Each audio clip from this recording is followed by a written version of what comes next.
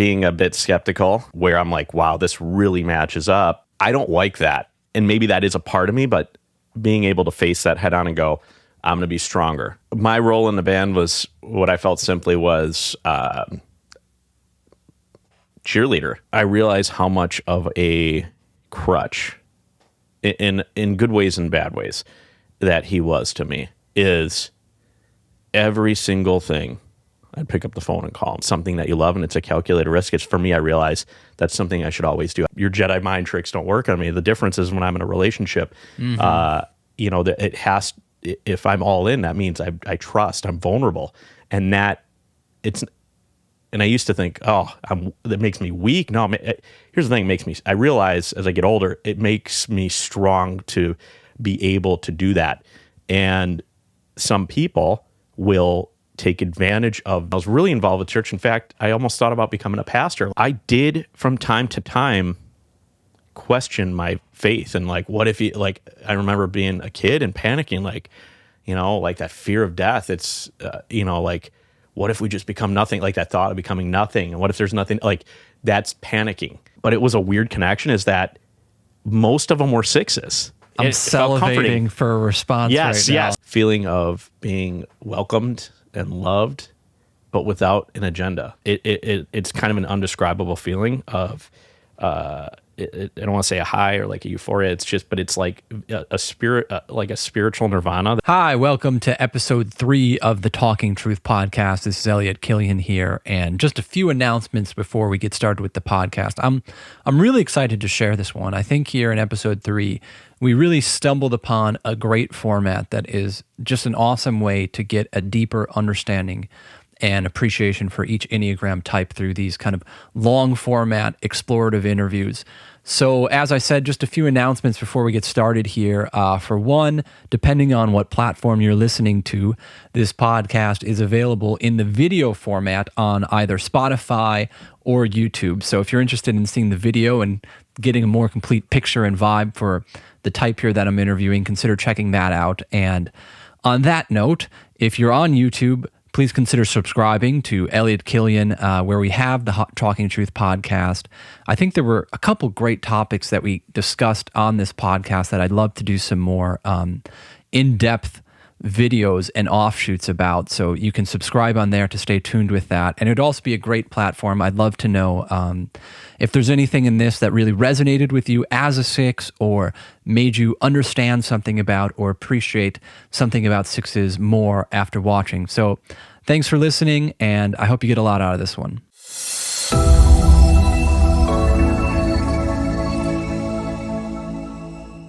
Okay, welcome to another episode of the Talking Truth podcast. We're going to do things a little bit differently today. I don't know if you've been tuning in, but in some of the past episodes, I've had kind of a co-host dynamic where I have another friend on, and we really go into all the types and do a more kind of impersonal dissection of certain topics. But today we're just joined by a good friend of mine, Chris. Hey, everybody. All right, and super happy to have you. And today, I'm looking more to just have kind of a normal human conversation. We'll talk about how we became friends, how we know each other, and just catch up a little bit, and then kind of tangentially relate back what we're talking about through the Enneagram, because I think all of our experiences can kind of be traced back and understood through that. But that's true. The goal is not to, say definitive things about a certain Enneagram type in general. It's more to see how that type kind of plays out in the specifics of your particular life. And I think there's some good stories there. Absolutely. Agreed. So I guess first off, some of my guests may not know their Enneagram type, but I think you know your type. So what are you? I'm a type 6 Enneagram. All right. And maybe talk a little bit about how you came to discover that or know that, and if there was any confusion or other types you thought you were. I think, the big thing is obviously you introduced me to the Enneagram, which, being a bit skeptical about a lot of things that, let's face it, just a lot of us don't understand. I was kind of like, oh man, this is weird, this is goofy and silly.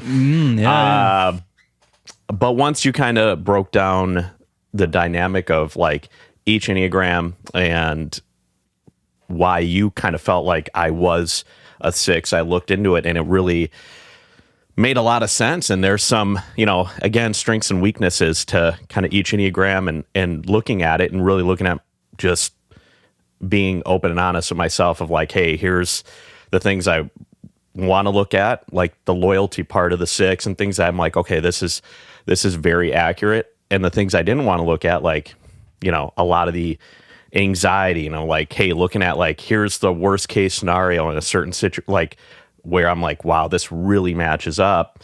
And just seeing all those things together, it really kind of hit home and made me want to kind of jump into it more, which got me excited, and made me kind of go, you know what? It helped me a lot in a lot of ways, go face those, weaknesses and go, where can I grow from there? So it was very like beneficial and helpful in that way too. Awesome.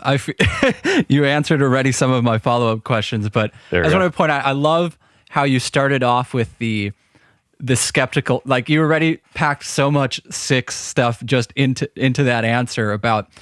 Definitely, it's always amusing to me when you start talking about the Enneagram to even see how the initial first reaction that people have to just the idea of it in general sometime already starts hinting at their type, and that notion of skepticism and where's the evidence and show me the proof, and this isn't some hula, feel good kind of mystic nonsense, is it? Right. So I think that really points to some of the 6isms. But then also, I think one of the things I find most endearing and your strength is your ability to just be honest about yourself and own what are your strengths and kind of own what are your weaknesses. And I think other types sometimes have trouble with various aspects of that. But in general, I think it's a very 6 thing to kind of just be very not hiding about, who I am and the good and the bad. And I think that's what really takes off with you in the Enneagram. Yeah. Yeah. It I think, and again, just because of you kind of opening my eyes to, and we, talked about the, skepticism with it, is really once you get into it, it's really, whether you believe in it or not, there's so much room for growth in it, of just wanting to be the best part of yourself.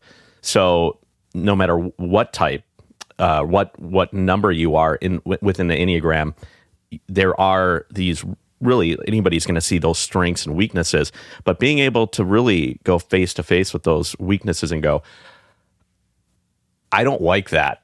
Yeah, that's accurate for sure. I don't like that. And maybe that is a part of me, but being able to face that head on and go, I'm going to be stronger, and I'm going to kind of do what I can to kind of move past those weaknesses, or at least minimize them to really live a better life.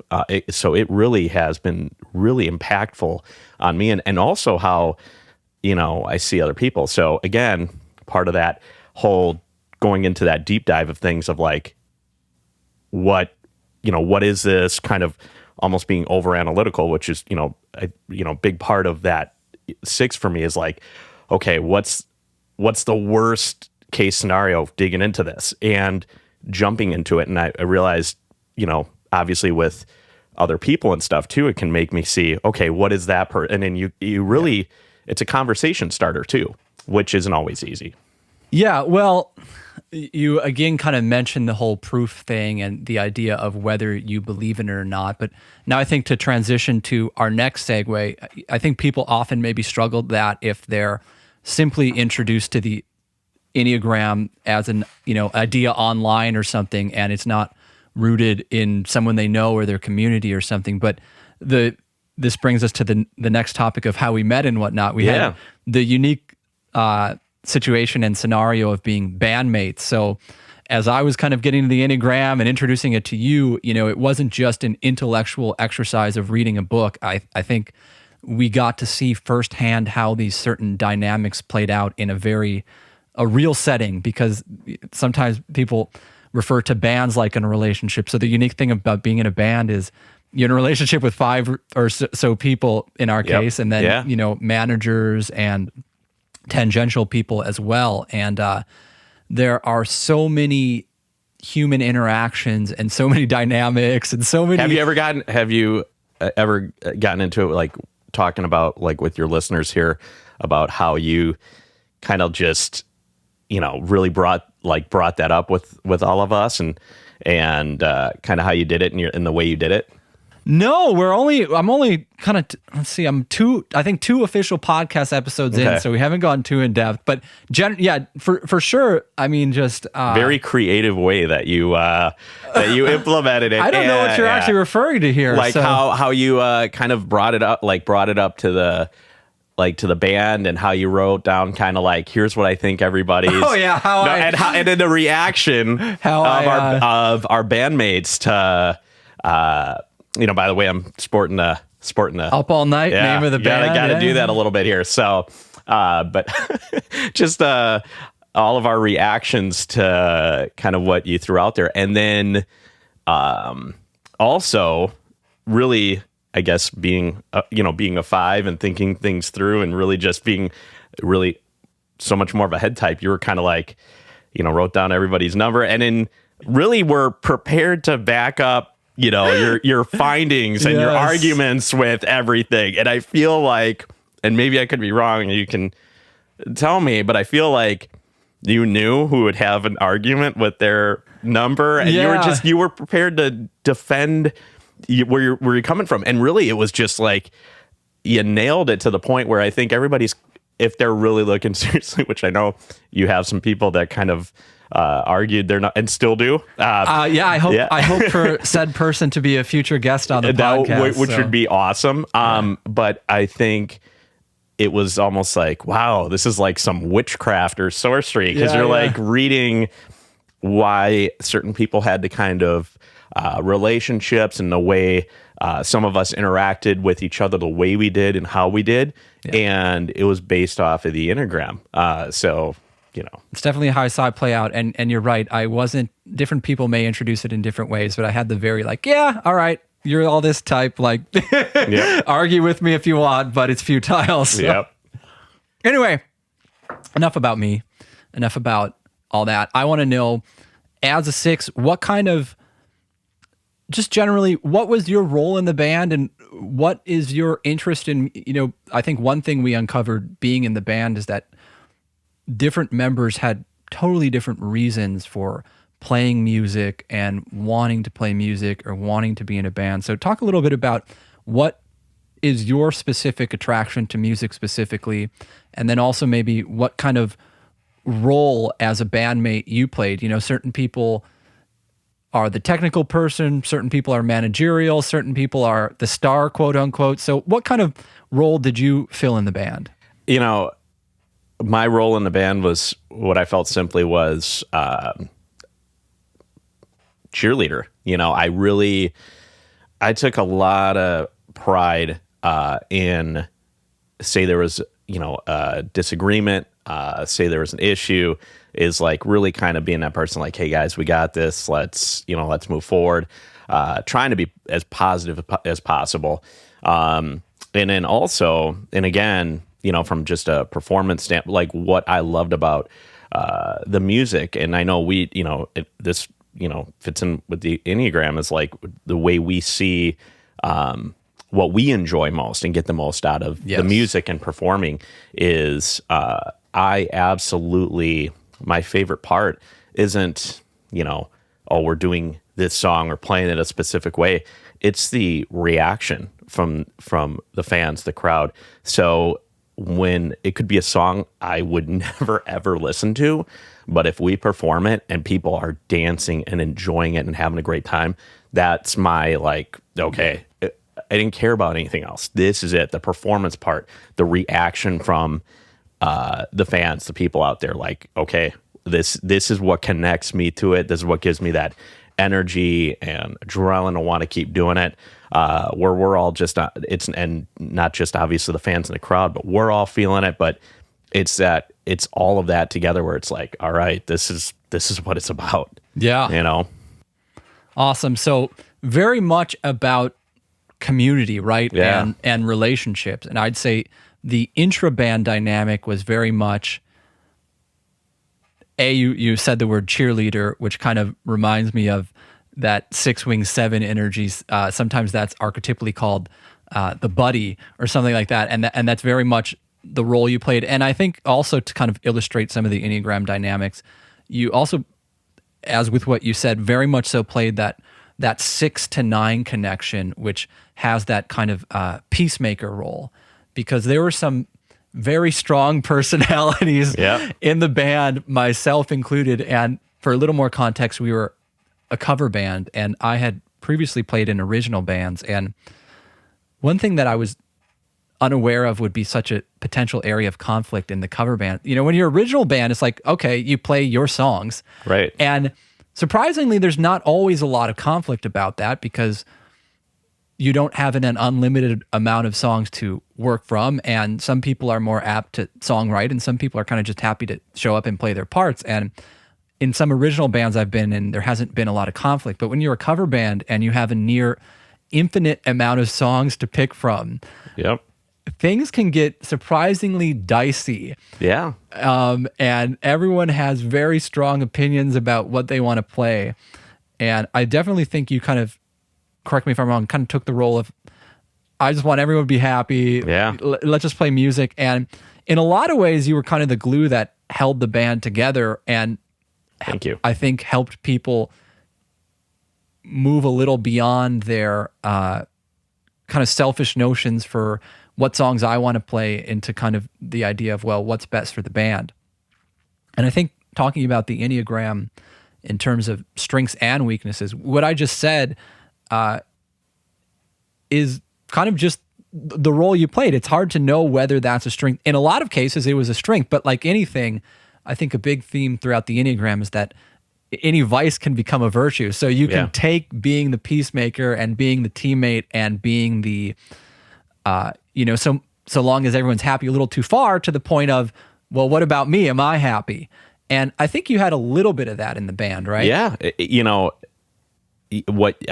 it right on. I mean, it not only learning by, kind of like, okay, these, certain things didn't work, and being aware of that, like really understanding that, at least from my perspective, was when you have a cohesive unit as a team in anything, it really makes everything, I won't say not just easier, but it just makes it better. That, like, again, from my perspective, when communication is just totally transparent, when you put everything out there.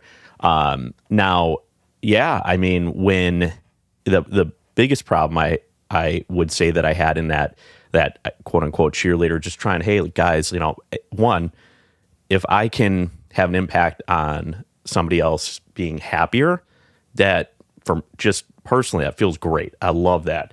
But yeah, I would say kind of where the downfall in that is, feeling like I was being heard, because I didn't throw a ton of stuff out there, suggestions. And when I did, I felt like, hey, these are at least should be heard. Yeah. And they weren't always. Now, that was a frustration, where I feel like, pretty good is the fact that I didn't hold back on that. When I felt like, hey, I wasn't being heard, I made it very clear to everybody. Yeah. Yeah. I definitely remember one practice where it was like, you know what, y'all, like, I've been making y'all happy and all stuff, but you know what? I want to play this song, and I don't care if it's the most popular song. I don't even care if the crowd doesn't like, I just want one song that I legitimately like to play out of our 3-hour set. Can I get that? Yep. And it's like, all right, you can get that. That's it was,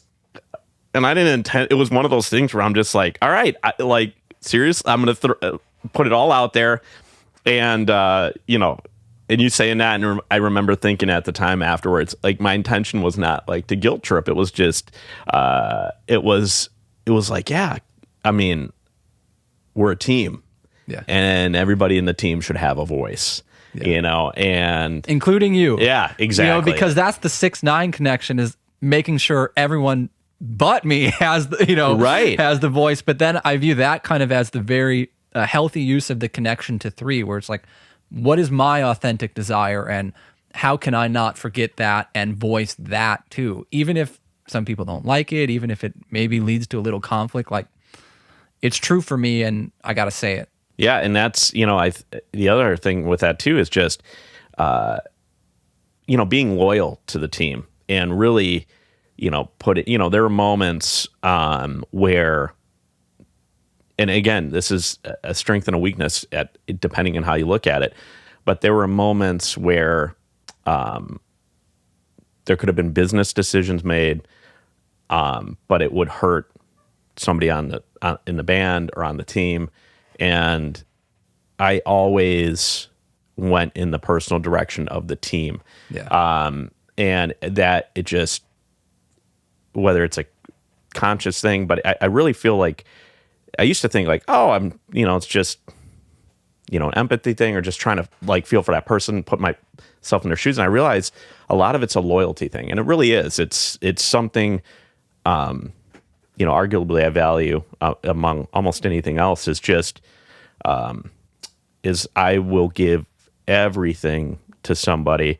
And it's not a trade-off and like you need to do anything. That's not how I look at things. It's more of, just the appreciation of on the other end of realizing what I'm doing. So that's where, we'd be in situations where I'm like, I'm not being heard. And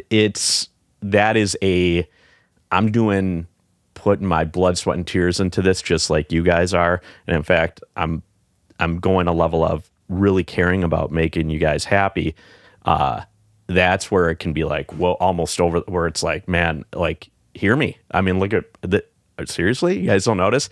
It's that part of it. Yeah. There was an interesting dynamic where you were actually, there was a bit of a turnover in the band at certain stages. So you were actually the senior member. Yes. Of the group, although not always in terms of forceful demeanor. Yes. That's very accurate. Yeah. I would say, yeah. You kind of co-led, co-managed the band with an Enneagram 8, which certainly had some interesting dynamics to it. Yeah. It's, just speaking on it very briefly is that something that, again, wanting to be that person that's really a cheerleader. Also, what comes into play there too is that supporting everybody else can kind of like take some of the light off of yourself, which, we had just talked about. But also there is a level of where sometimes, if I feel I'm being disrespected personally, where I feel like it can be that, which it can, any of your listeners here that, have been on it, which it doesn't even need to be music, but have been any kind of team, whether job, whatever, you're doing a project, even if like are younger cats out there that are doing like, high school, college, whatever, that are on like a project and say there's somebody there that just is like, I don't want to say bad apple, but definitely an apple out there. Could be the ripest apple. It's like this standout of making things like difficult potentially for everybody. And it's a perception also where I see that. And I see that like for me being a 6, it can be a challenging dynamic with 8s and 1s. We had both of those in the band, and we had both of those. Just because when you're working, and the other thing too is, with a 6, there is that part of like that, this could be like expecting the worst, like some of the weaknesses there can create a, and this is something that, it just with the, we talked a lot of 6s, there's a lot of anxiety there, and there comes, and it's like you're battling with like, those kind of things, but also like I can, be a bit self-deprecating.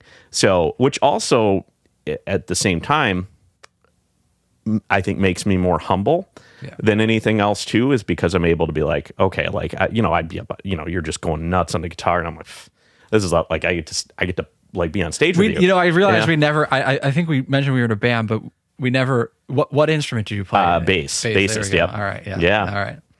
But really being on stage, and I would tell you guys this, and and I know a lot of it would, come off as kind of cheer, but I was genuinely like, I get to be on stage with these guys. Yeah. I was very well aware of what my strengths and weaknesses are. Like you mentioned, being a part of a six, but part of that is like, I would say, I knew my strengths were performance, crowd engagement, and my weaknesses were really more technical skills. And even the story of how you came to be, it's kind of the classic bass. It's not the first time that this is it's kind of the classic bass player story where, right, the band is already formed. Yep. We got a drummer, we got a guitar player, we got a singer. We don't have a bass player. Oh, Yeah. Hey, friend, why don't you just learn how to play this 4-stringed yeah, instrument? Chris, you're okay with being in front of people, like you're kind of a ham. You can get out there. You don't and play bass? Well, Yeah, you can learn it in a couple months. Yeah, exactly. Which sort of happened, which is weird. And then it was kind of went from there. So yeah, because I wasn't trained in the classical way of a lot of musicians, I kind of was literally was in a band before I really knew how to play my instrument. Yeah. And just kind of like going along from there, it was like really over the top where I'm like, I just felt I'd see other music, like we play with other like really talented musicians. Yeah. And it's easy to be self-deprecating for anybody, no matter how confident you are when you're in that situation. Yeah. Now, it brought so many great things out in me though, and it did help build my confidence in a lot of ways. But kind of just going back to that was something where it was, really going into it like I did, I wouldn't have gone into it any other way, simply because not just because I didn't play the instrument, but also because it's like, well, in that scenario, what's the worst that can happen? Well, it was just forming. There was no gigs lined up, like, anything like that. It was really just friends, starting a band together. And I'm like, oh, well, yeah, all right, I'll figure it out. And doing that and growing with that made all the difference. I didn't feel like I didn't belong. I always felt fortunate to be with the talent that I was with, but I always knew like, okay, I know what I'm adding to the band. I know being part of being a strong teammate, and this is part of that 6-2 is really bringing that, what these people are counting on me to do my part, and I'm at least going to do my part, and then all of the other strengths that I possess, from a leadership standpoint, and again, this is where the battles with the 8s and 1s come in. Yeah. Is that I feel this positive reinforcement leadership, and there is, others where you'll see this, where I struggle as like somebody who's maybe a bit more trying to lead by being aggressive or idealistic, which which I just, without saying, you can yeah, garner what Enneagram types so that was, and really genuinely not, I'm sure they're going to see, which is awesome because it's I hope just, to get them on as well. Yeah. Which is the absolute truth, but also, I still love them. Obviously, it's not like we're not close. We are. We're just different. We just see things from a different perspective. All right. So I got one band question that I think I want to wrap it up with before we move on to the next topic. And that is along the lines of what you've been talking about, being the teammate and this dynamic with the 8. And I think, again, there was a lot that went on with you and the 8 behind the scenes. Mm-hmm. And one of the biggest growths for him he was a little rough on the edges, but he was never a bad guy. Never. Manipulative. He's always a fair leader, but he was a little rough on the edges. But over time, I definitely think you got him to see change his communication method and how he delivered messages in a way that was more easily received by some of them. So I think you had a very positive impact on his interpersonal skills and his ability to relay messages. So my question is to you, and that's very obvious to me. Yes. But my question is to you, what do you think having this dynamic with the 8 band leader, what positive things do you think about him maybe rubbed off on you a bit? Well, I think, again, and we and just from not just a leader standpoint as far as, but, from an ownership standpoint. So like, not just, kind of what's set up. on paper, we're the owners, so like there's a lot more, like you mentioned, the behind the scenes stuff.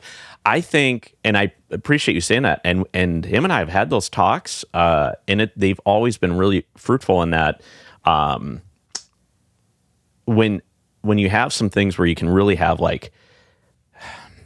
where you have two people that are very different, and like you have a 6 and an 8, you can go at it, but there was never a level of disrespect, so as much as, well, I mean, when I mean disrespect is, I felt disrespected in circumstances. I ended up actually telling out a story of the panty incident, so there may have been disrespect.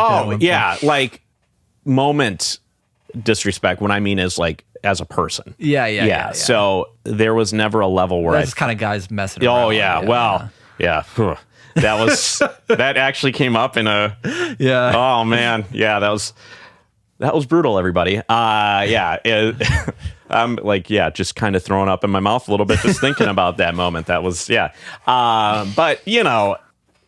at the same time, and this is something too, where the Enneagram helps is like the 8 is always going to be, shouldn't say always, but what you find is they're maybe not thinking about like, how is this person going to feel? How, it's like, I got to be on top of the mountain, and if I got to push a few people down, and that's, and I'm not a weak person. I'm a strong-willed person, but I'm also like, let's all do this together as a team. Now,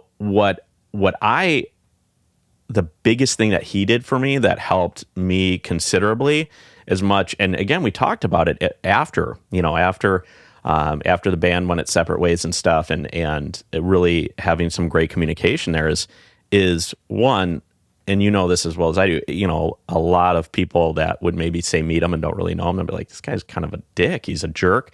Which it's in the name. It's exactly. There we go. But I think a lot his of last name is Dick, so. And I would flat out, say that like right in front. It's not like that's a secret, obviously. So, and he would be like, oh, but he kind of was like, yeah, I know. And I think maybe underneath it all, I kind of liked having that shield up because it was like, maybe a little bit. But what I learned to understand with him is that underneath all of that, he's a big softy. Yeah. If you're seeing this here, but it's, he's got a big heart.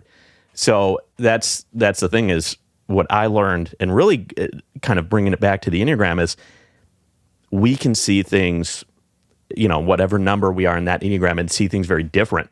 It can make see your personality in a certain way, but the type of human being you are it doesn't adjust that.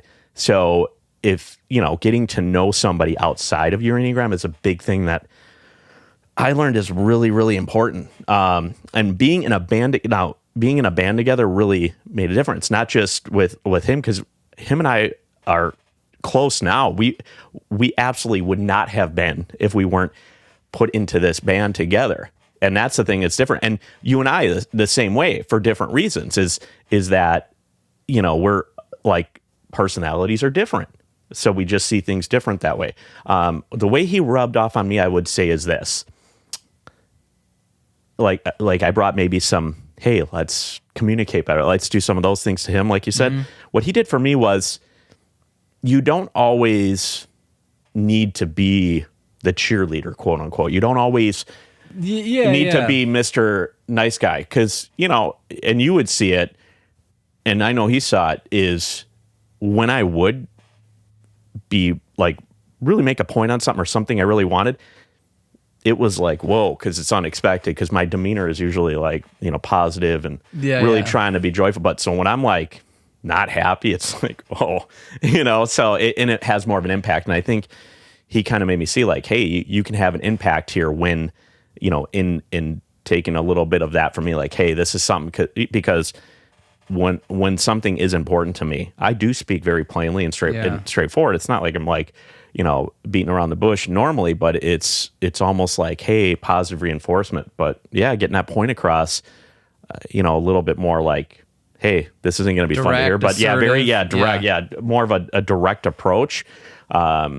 I was going to say aggressive, but it's not that assertive, like maybe assertive, assertive on steroids, a bit more accurate, but it's absolutely true. And it's something where, I hope if you get a chance to hopefully talk to him, yes, hopefully if you bring this up with him, hopefully he'll say,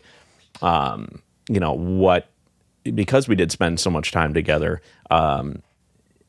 is that he still takes some of those things like every day. And like, years and years and years from now, he'll go, yeah, I think about that. And you're like, okay, this has helped me communicate. That would be like the best thing I could possibly hear from him. I think so, man. Yeah. He's a pretty legit, awesome guy. So it cool. It helps. But I will say this, there are things that, I know I kind of got long-winded there with your question, but there are things that I know that I will take with me forever. Yeah.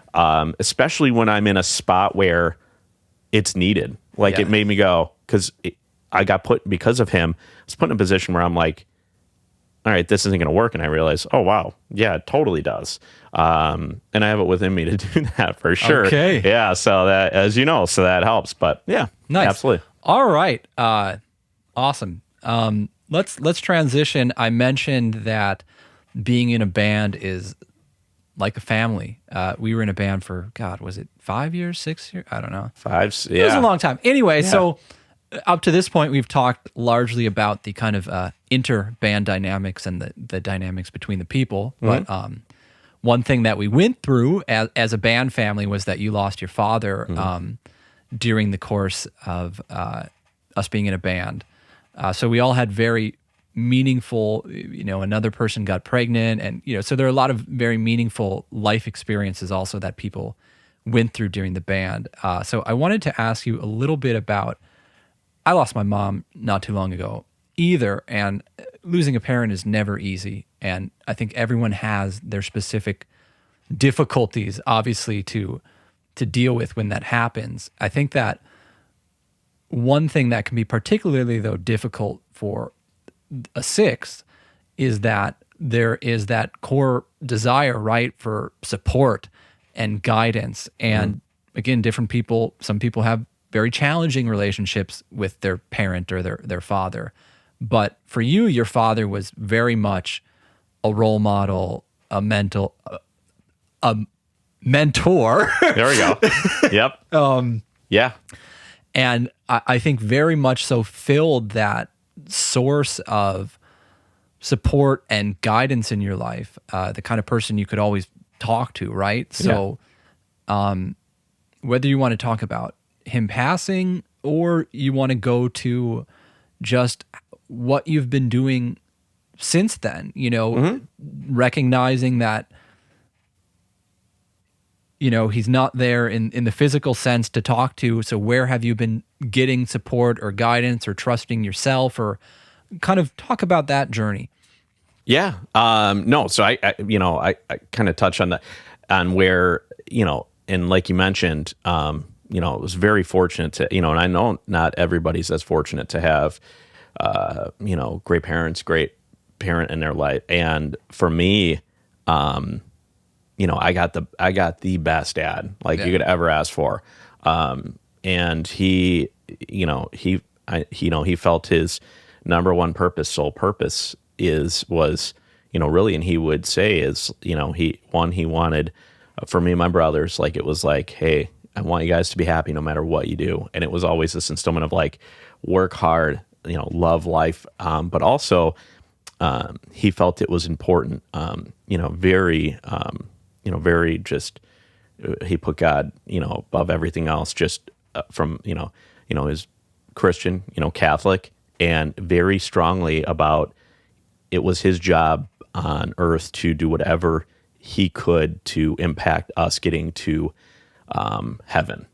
And there was a lot of I'll say a lot of the weaknesses I had, I'll kind of go from this perspective. A lot of, when you have, at least for me, is when you have a parent, in my case, with my dad, that is literally feels like just he lives his life 110% for you, where he was a complete, just a rock for me, my brothers, my mom, and other people, so many other people too.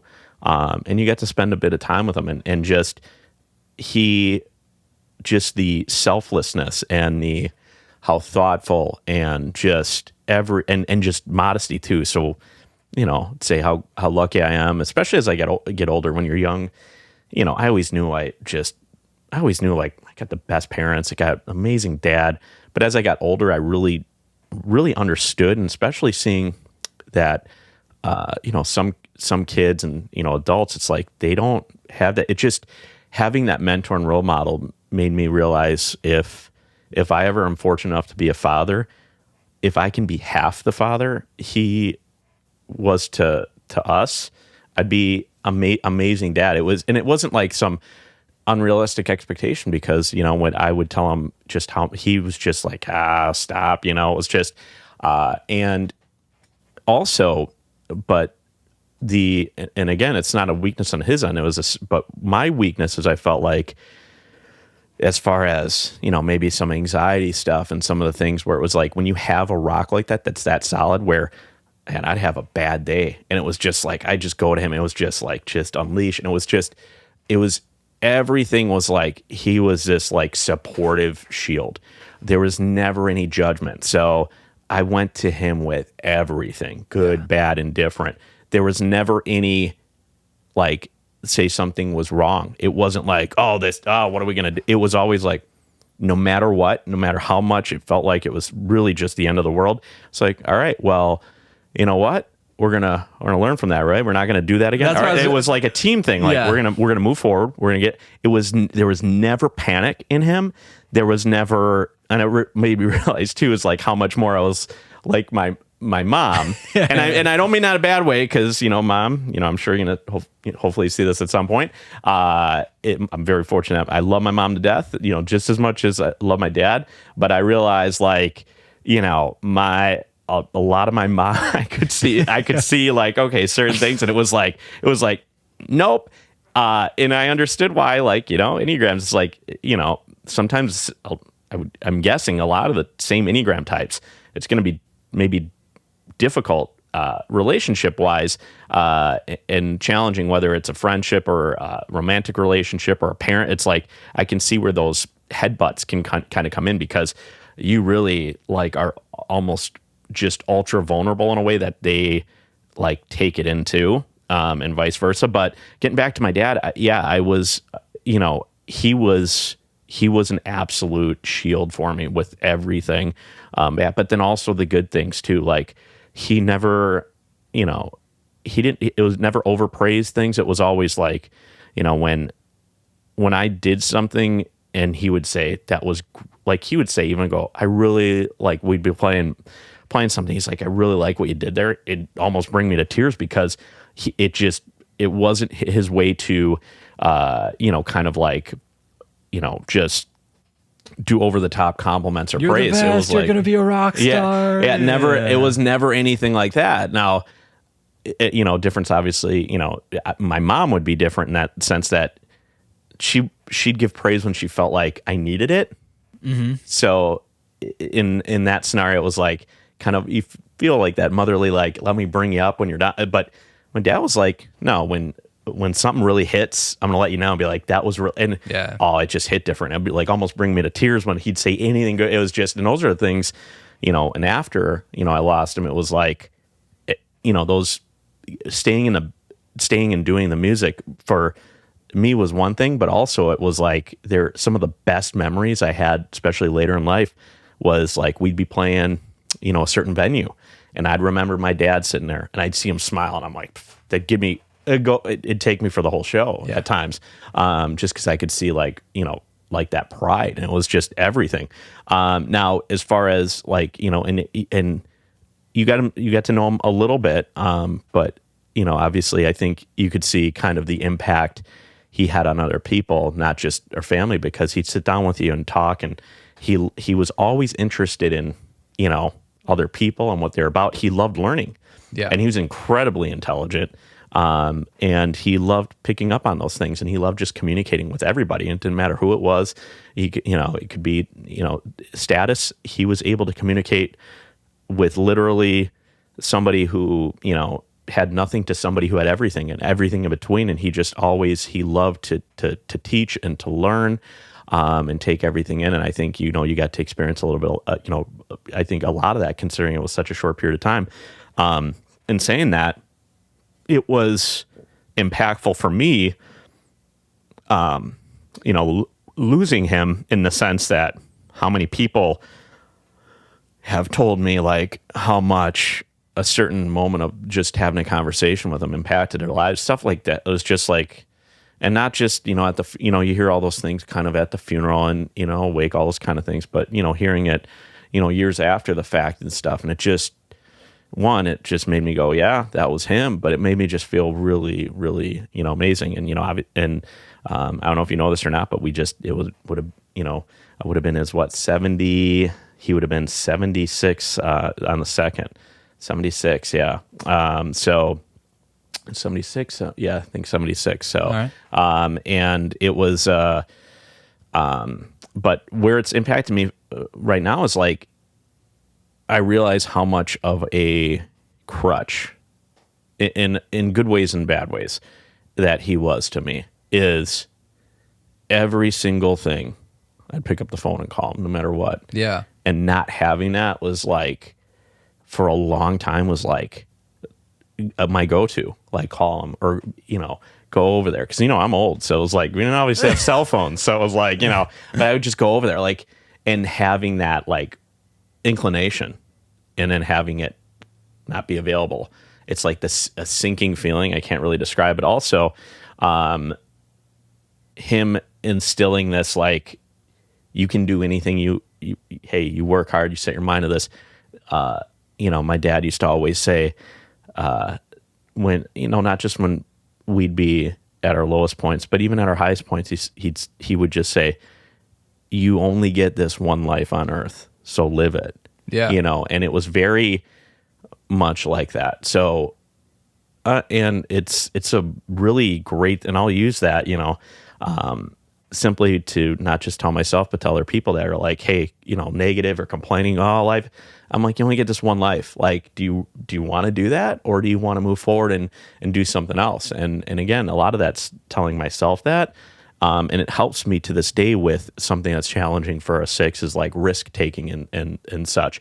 And when it's a calculated risk, it should be something where it's always, and it's something that you love and it's a calculated risk. It's, for me, I realize that's something I should always do. I've never, and again, I give him a lot of credit, but he would say, no, you're the one taking the steps, is taking those calculated risks. But I used to I'd reach out to him before. Yeah. And go, well, what do you think? And it was always like, well, let's look at, but it was always like, yeah, it's a calculated risk. It wasn't anything bad. It was a good thing, and go from there. So just to kind of like, end with that is that even though I lost him, and it's been so debilitating in a lot of ways, because again, you have somebody, as a 6 too, kind of bringing it to Enneagram, the loyalty part, he just gave everything for me, just gave everything to us. He gave everything to himself. Like, when I think of like the kind of parent I want to be, I see that in him, and that just a strong leader in the household, taking care of his family, not just financially, but emotionally. Yeah. And just really nothing. We never felt afraid or worried ever. None of us did, because we knew that he never let anything happen to us. And so when you see that kind of strength in the man, and just emotionally, and who he was, and as much as he had a very deep voice, which, he kind of like, and I have a deeper voice too, but he would have and he's, before he got older and kind of shrunk a bit, I think he's like 6'2". Like, he was a guy that I always called him like a teddy bear, because he's a guy that maybe, would make some people afraid, but he was the kindest person. I won't take anything away from, people that, got some spankings in the belt. He was such a genius in a way that I'm not saying he never hit us ever, not once. But the threat was there, in the sense that, like, he'd snapped his belt in front of us, and a lot of people my age and older know that. But it was when we were times definitely changed about the appropriateness of parenting techniques. And it was very much like that. But at the same time, it wasn't that threat when we were, like maybe being bad. It was I would have rather been hit 1,000 times other than what I'd get from him sometimes, which would be like, I didn't raise you like that. I'm disappointing you. That was like, when you respect somebody that much as a parent, it just, you learn so much. And that's where it's like, people talk about like kind of regrets and things. And as a 6, and I, deal with like, oh, I wish I would have done this or done this. And I know, something he said to me too is, before he passed, is like, that he was hoping that I would get a chance, just that, he see like, just saw I'd be around, saw how I was around kids, our friends' kids. He just said, I hope you get a chance to be a dad, because you just make such a great dad. And I hear that, like from people like you, everybody. And it's not like I need to hear that for like, oh yeah, it's something that I see. And like I said, a lot of it's just the way he raised me. But since then, the impact has simply been, he's always there, and I'm a Christian. I've gotten stronger in my faith and closer to God, in recent months, especially.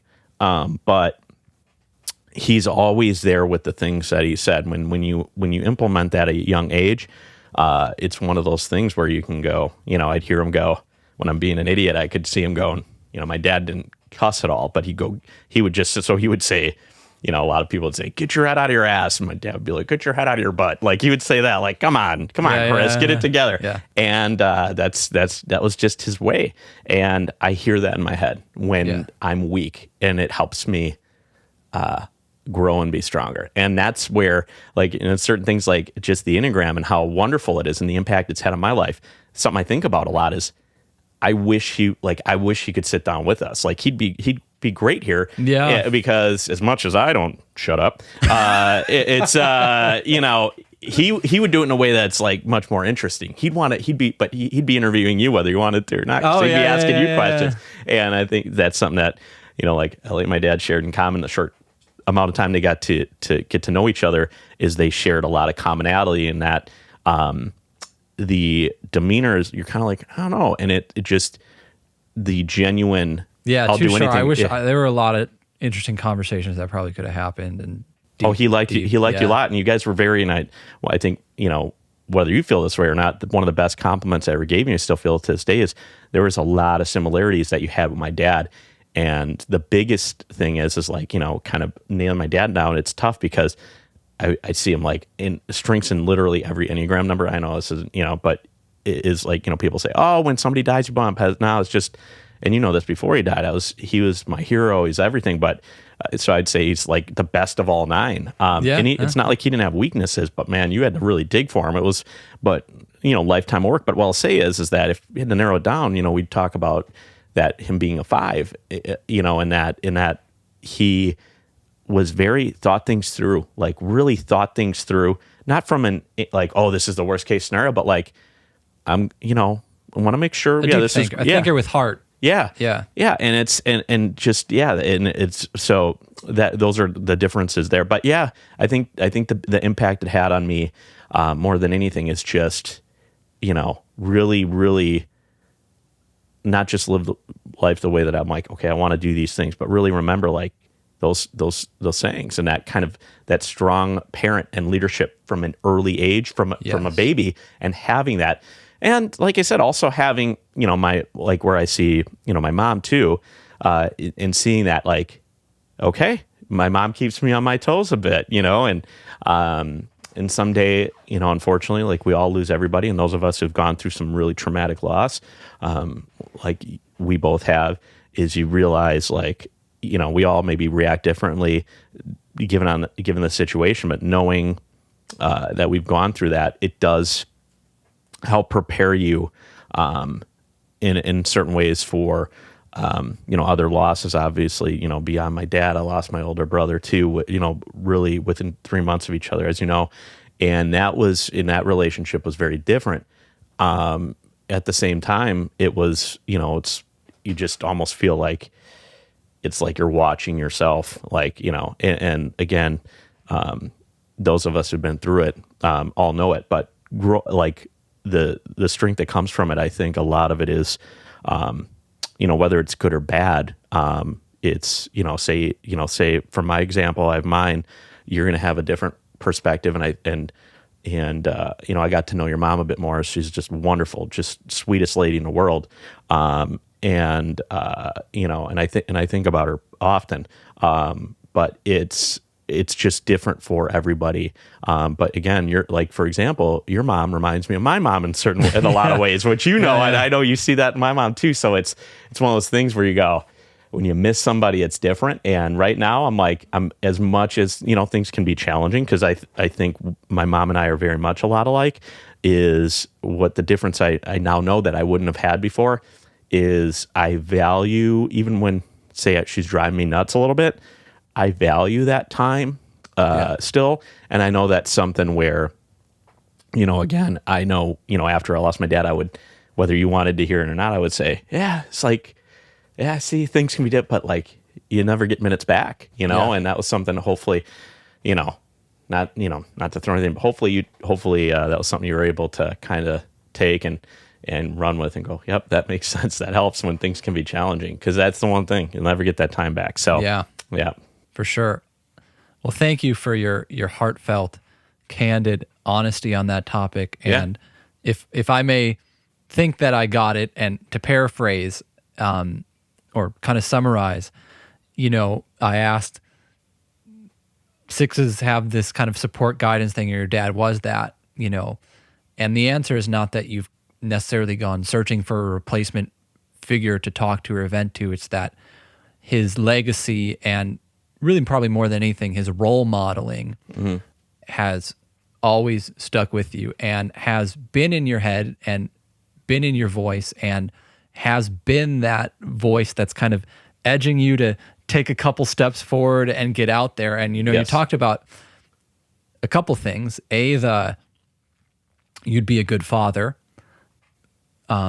which everyone agrees upon, that was said, but also the idea of calculated risk. So to go off of this topic, and the idea of really stepping out in there and conquering your fears, and living by the example that you got. I think there's two areas of life where you've really been exploring those themes and not holding yourself back in ways that maybe you had in the past.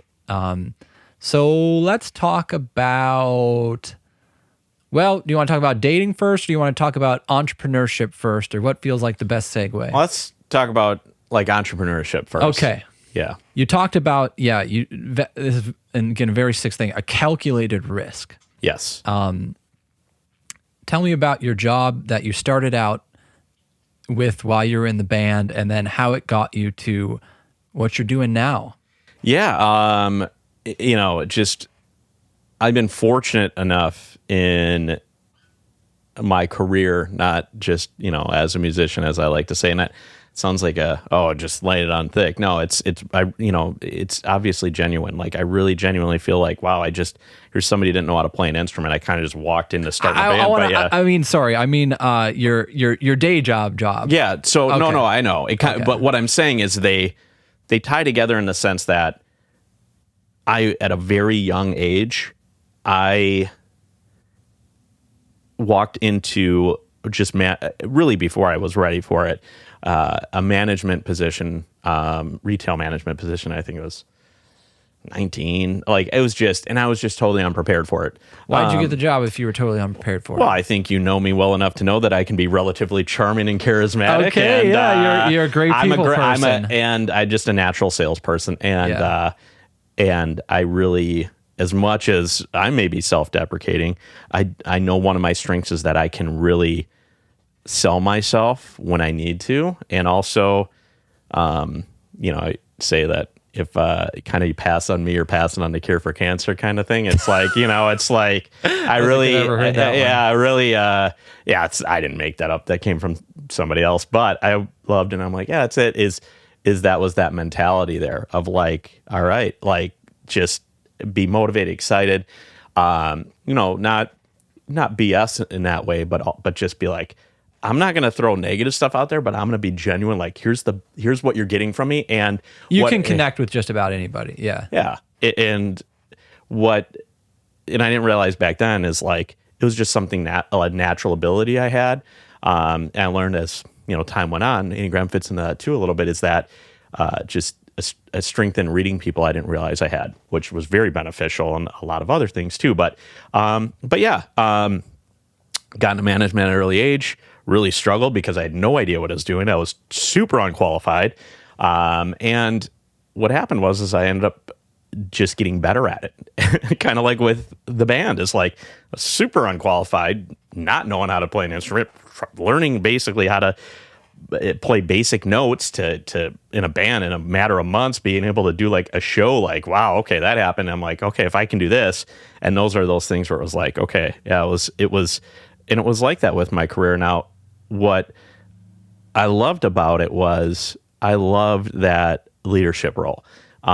Not like, and it's different. And maybe this relates to a 6, and maybe you can fill me in a bit more about this. But the way I managed is, a lot of my team. And again, I think this is like this with, thinking about it. I guess I haven't thought about it this way, but that leadership role in the band was a leadership role I had with my career, in that I was far from perfect, but I made sure that whatever I had my team do, that I would do, get down in the dirt with them. It was always that earned respect that was important. I think, a lot of that's, instilled with me, with my, especially my dad, but my parents, but knowing like, hey, we're a team, we're in this together. So that mindset of like positive reinforcement, where I would see other managers, like, from other stores, for example, like they would just be like, do this, do that. They would kind of do that. There's a lot of fear.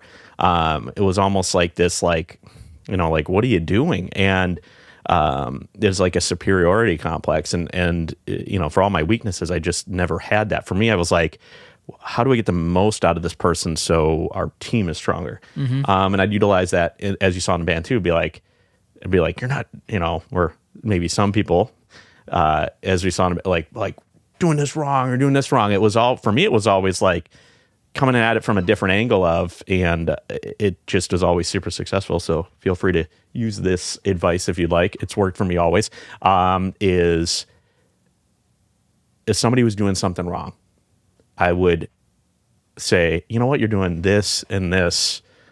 So, you're doing this great. If we can just get this to where this is. Yeah. And not just say it like this to where this is, but say, this is how we get there.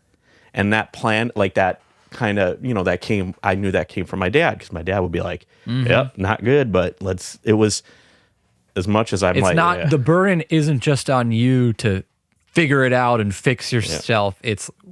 It's a team effort to get to the goal, and I'm going to be there with you, and we're going to figure it out, kind of thing. And then also like incentivize, and I would do stuff like contests and stuff, where it'd be, and it wasn't like throwing money at them or doing stuff, because really couldn't do that, or in retail, like it's just like, how do you do it? And it's like, well, everybody, it's like, when I had a lot of success when I was a store manager at GameStop, and hopefully some of my old co-store managers would agree, and they, to this day, they'll, still, pump the ego a little bit and say like, dude, you killed it, you're great. It was just right. It was, So, but what I would do is just, I would incentivize the team by saying, which, some these days probably be like a no-go no matter what, but I would rank them like one to the bottom, like on their numbers, and be like, and it was stuff that was like, didn't have to do with but had to do with what they were doing. Yeah. And without getting into details, it was like, it was stuff, they were ranked on things that were under their control completely. And it would be like, all right. And then whoever the winner was, won. I realized nobody wants to be on the bottom, because even the most, person that's maybe not the most competitive, which, by the way, I always try to make sure I always had competitive people on my team, but nobody wants to be on the bottom, and two, I would be like, lunch on me for whoever wins, I do stuff like that. And then I'd also tell them they could call one of the other stores and tell them that we, kind of kick their ass kind of thing, So it was like that kind of thing. But in kind of going through all that, what I realized is out of all the success, and I had a lot of success, is like, it was just, where that career changed is I was realizing like, okay, I'm bringing a lot, there's corporates. It was, it was a corporate business. And so it was GameStop for a while. And then by the time you were in the band, you were, Yep. So I was working, working for, again, a friend of mine, that one of my really good friends, my roommate at the time, is winning some accolades and just seeing from a sales lead standpoint, like, dude, why are you doing this? You're like, you could be making so much more money if you were like commission based. And I'm not going to say I regret that, but it was a change in my life where, and I think a lot of people run into this from time to time, where instead of chasing something you love or chasing something that makes you feel good, I was chasing money because it was like, yeah, I'm a great salesperson. I realized if I'm on a 100% commission job, I do very well. And that was accurate. And I ended up, working, for a furniture store, and I sold, furniture and appliances. And I was just something I was very good at, but I have no passion for those things. And it was a little more disconnected from the people, and that it was very much. And I realized pretty quick, like, the thing that I knew that I loved and I was good at is my team. Like, I helped get, people promoted, this was their first job with me. I hated hiring people. People like, what are you doing there? Like, some of you guys don't have experience. I'm like, that's where your mistake is. You're hiring people with bad habits. I would hire people that were motivated. I'd look for things like, oh, wow, they've got great grades. And they're, like, I'd hire kids with passion, like, it's games.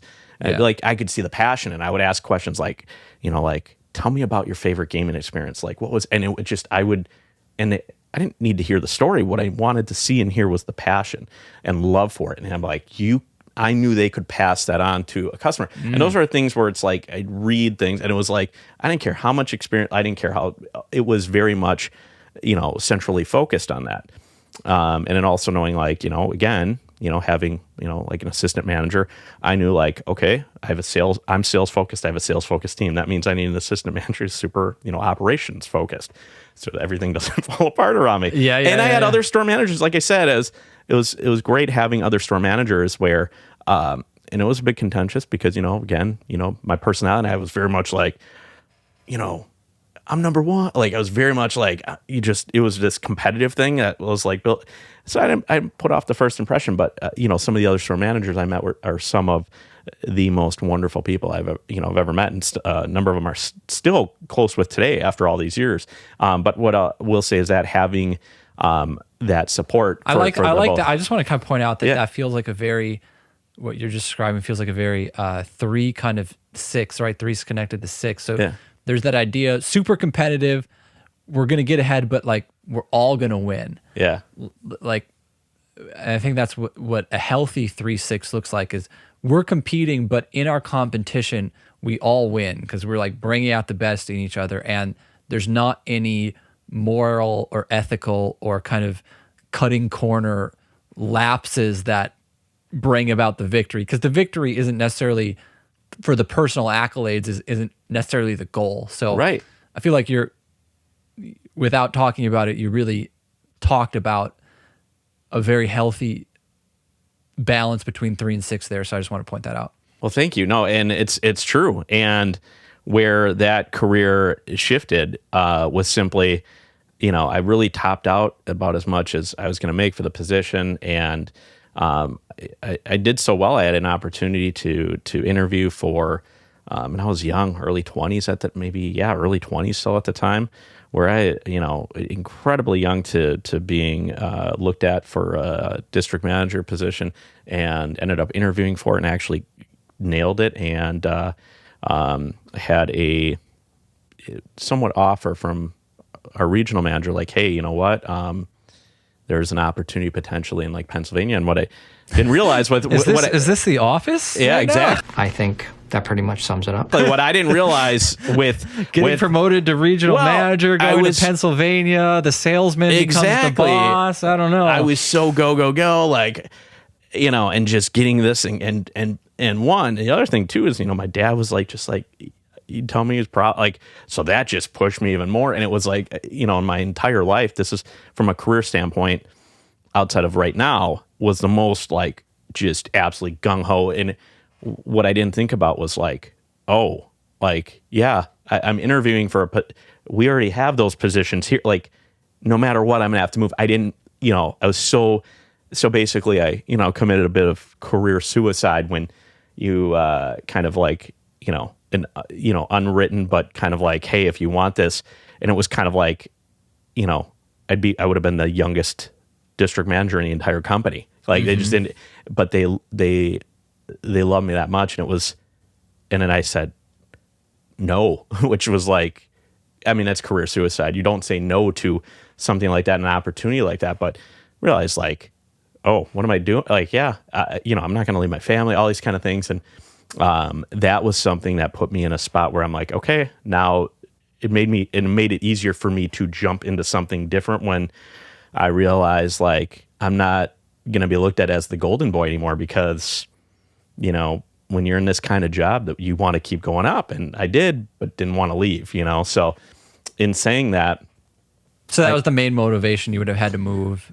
Yeah, that was it. Everything else, it was like, my career, my life, like I would say everything that had happened, whether undeserved or not, I never interviewed for a job and didn't get it. And I think every single job I interviewed for, I literally got it on the spot. And in some cases, like the reason I say didn't deserve it, I was totally not qualified. I asked for way more, I would be like, I'm not sure how much I want this position. And it was at that point, I think this was only like, because I was tenured pretty much everywhere I went, but I would ask for really more than I knew starting than, a lot of tenured people were, and I get it. It was one of those things where, so there was a sense of like arrogance and maybe cockiness there that really built into some confidence too. So it wasn't all bad. But at this point I kind of hit this where a lot of people would say, oh, you should keep going. Who knows? But for me, it was just family. Mm-hmm. Family was first. And I remember my, dad saying, like, he wasn't disappointed. He's like, like, yeah, take it. Like it was, he didn't want me to go anywhere. And my mom's going to hear this from me like, he said that like we would leave, like my mom, like don't leave. My dad does, but he knew that he was wise enough to know that even though like Where's World, he knew like I needed to do, kind of fly on my own, it was like, this is where, God's taken me. This is where life has taken me. And that is where I look back and go, that was a turning point. There was some good, some bad, but the bad was simply that I left that job and had a very long career for money, right now money. And it was right now money. Like it was a huge amount more money because I was 100% commission based. But what I also realized is that I went from being, what felt like being a quarterback on the football team to being a golfer, but also where my personality would help in certain ways, but also when you're in a competitive industry where it's 100% money based, that dealing with some pretty, dealt with some really nice people, but anybody out there that's worked in 100% commission based jobs will know that, just like in some relationships, nice guys finish last. And this is that kind of thing where I was not willing to it wasn't just like step on my coworkers, but I was not willing to, I'll upsell customer, sell a customer. And it's like, all right, but at the same time, you weren't willing to dip into the unhealthy three, the sleazy tactic manipulation kind of thing. Never. There is that, people say I'm an empath, and I would never say I'm an empath, but what I do think about, and it's like a forward thinking thing, is like, and this is, in every part of my life, and this just in our friendship over the years, and I think this is something, and said it in so many words, is that you value with me, is that I don't ever want to hurt anybody, shape or form. So the thing that I've balanced being able to read people very well throughout my life is I have the ability to manipulate. Yeah. As you know, like, oh yeah, you could probably see that. And it's kind of like, it's kind of like this ability you have where you go, it scares me because I would see that and go, I don't want that. So I would be in a position where I could have made even a lot more money, but I just couldn't limit myself. Yeah. And that's something that a lot of people in commission-based jobs, it's like people say, oh, it brings out the worst in them. And I get where that's coming from, because I worked with some people where they would like just manipulate people and lie to them and do all this BS. And it's just the way that what they were able to do was something like, I'm like, I could never, and then just be like able to separate that and be really what seemed to be, great fathers and mothers, like great in their house. And it was like, I can't separate that. I can't live my life one way here and then be a different person here. Yeah, it's disingenuous, I feel very similarly, and to me that seems very impossible. So I wonder how successful people are actually at separating that. But that's an interesting point. That would be an interesting thing if you could ever get somebody on that was like, openly able to really admit to that. Yeah. And you would see that. And the other thing is really how I was around a ton of 8s and 1s. I mean, that's just the kind of job. In sales. A lot of that. See, now I would imagine, like I said, 3s generally are. 3s too. Yep. Tons and I'm of 3s. struggling to see 1s would seem to me to be a type now maybe they're not the type that would have those ethical lapses. Correct. They're So what? Yeah. What is the one way of sales? Because I would see them as being very, well, obviously caring about being morals and pure. So I would see them as being a type also who would be very resistant to playing the game, so to speak. Yep. So I had 2 1s that I worked with, and both of them just found that their idea of what somebody else should have was the right, like what they should get was the right way to go. And whether they talked themselves into it or not, they both were very it was like they had been telling themselves this lie for so long that they made themselves believe this idealistic point of view that, well, this is what you absolutely have to have and you need to do this. And it was like, and I could kind of see, and it's strange because just seeing people a certain way and then doing, with the Enneagram, and how it's one of the many reasons it's so beneficial and helpful is people you would just see a certain way and you'd go, this person's not, like, what are they, like, they're out of their mind.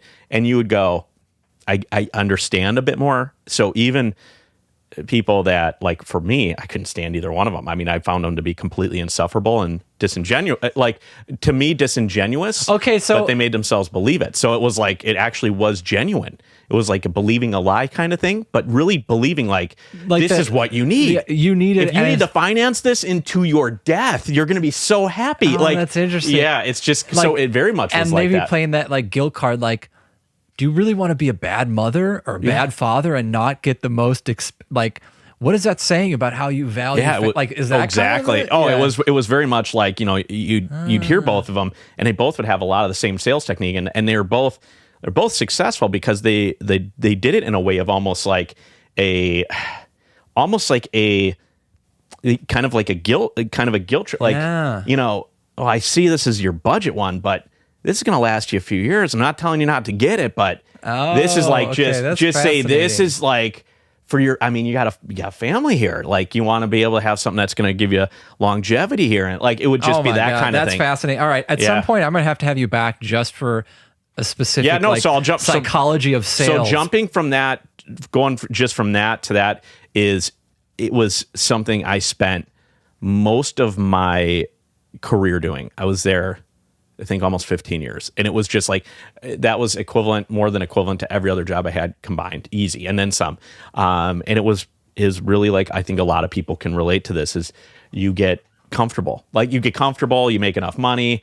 And what it was debilitating to me, just mentally so much, because I didn't have to really, I had no motivation to work really hard, because it was like, the only way that I'm going to make more money at this point is like if I put in a ton more hours. And I really just, I didn't like it. I mean, like, I didn't enjoy it. I didn't enjoy the environment, all those kind of things. But what got me into my career now as an entrepreneur was simply, again, for a 6, this is really tough. And part of the reason I know I stuck with that job for so long is because it was like, this is stable. Like, and I was good enough at my job where I didn't really have to work hard, and I wasn't going to lose it. And it built this stagnant. Now let's define. Yes. Entrepreneur is a very vast field. I'm an entrepreneur. Yes. You're an entrepreneur. That looks very different. Yes. So you left this job of being a salesman in the home furniture industry. In monetary business. Yep. Monetarily. Yep. And what are you doing now? What is entrepreneurship in your... So what my true passion has always been is like, I'm kind of like just as some friends would say, kind of an undercover nerd, or maybe now as I get older, I let my geek flag fly a little bit more. But when I was a kid, something my mom and I shared in common is we'd go to garage sales and rummage sales. And I really had a love for like, not just like antiquing, but I was really into comic books and, at the time, sports cards, other things. And I would see value in the grind and like, kind of organizing it, putting it together. I absolutely had a love for, going to those kind of going and to maybe auctions also the stuff. research element all of it, that grind looking up, part of it. how much is this card worth? And all that kind of stuff. Yeah. And it was also a way of like, even when I was a kid, it was like, I would, if I'm gonna buy, like, I'm gonna buy this, it was like a justification kind of thing too. I was always like from a finance standpoint, investment's always been important to me. And it's weird, I never got that from my parents, and I find that in a 6, it was weird. Kind of like, I'm like, why am I like this? My parents never were like, okay, well, because I would buy a comic book, and it was like, oh, if it was when I was a kid, $5, that was a lot of money. I'm like, this has got to be at least a $15. Like, I would always like justify the buying it, because if I ever wanted to sell it, I'd make more money than when I bought it, right? Yeah. So, and it was like, that was not how my parents were at all. Like, and I never had that kind of like part thrown at me. But I realized, being a 6, it's like a lot of it is these like, you look at the worst case scenario. So it's like, oh, if something were to happen, it's like, okay, even as a young person, where it's like, okay, well, if you're, Enneagram would change when you're a kid. And I'm like, no. And you would say, no, it really stays the same. And I get it, because it was just different, because I was interested in different things. But that part of like looking at like, what's the worst case scenario kind of thing, it kind of followed me through life. But what ended up happening is as I got older and I got more money, especially in that longer tenured careers, like I was, being single, like being unmarried and, no kids, is like, I had, didn't have a lot of expenses, and I was like, have my own house already, car, all that kind of stuff. And I'm like, so I dipped into it, really part-time reselling. Really just dabbling in it with comic books, and was like having a lot of, success. I was like, wow, this is, I've just had a passion for it my whole life.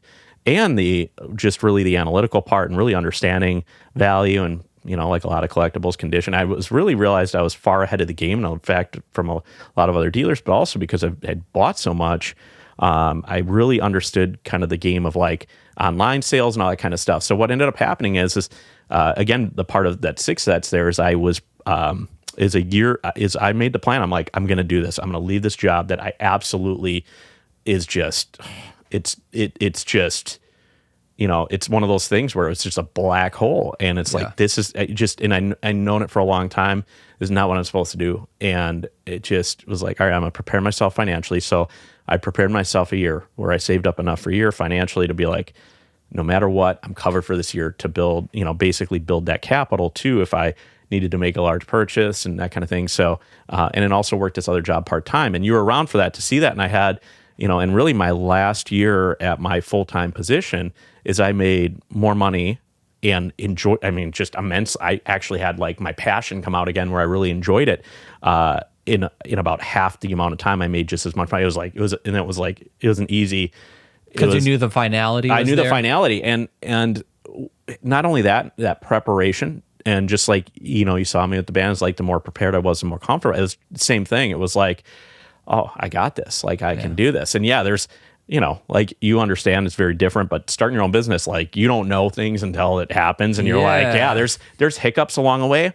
And there's some really big challenges. And they're not just financial ones, but, I didn't know I needed to do that or certain things. And it's like, POP, point of purchase stuff. Like, it's like, well, I had an online presence now. It's got to be more serious, and you really have to do a Getting lot of a logo. many. It's like so many things, certain things where you spend money to get logo work done, and it's like that just doesn't fit. And it's like it's like, man, but you're investing in the business, but realizing, hey, not everything is working the way you think.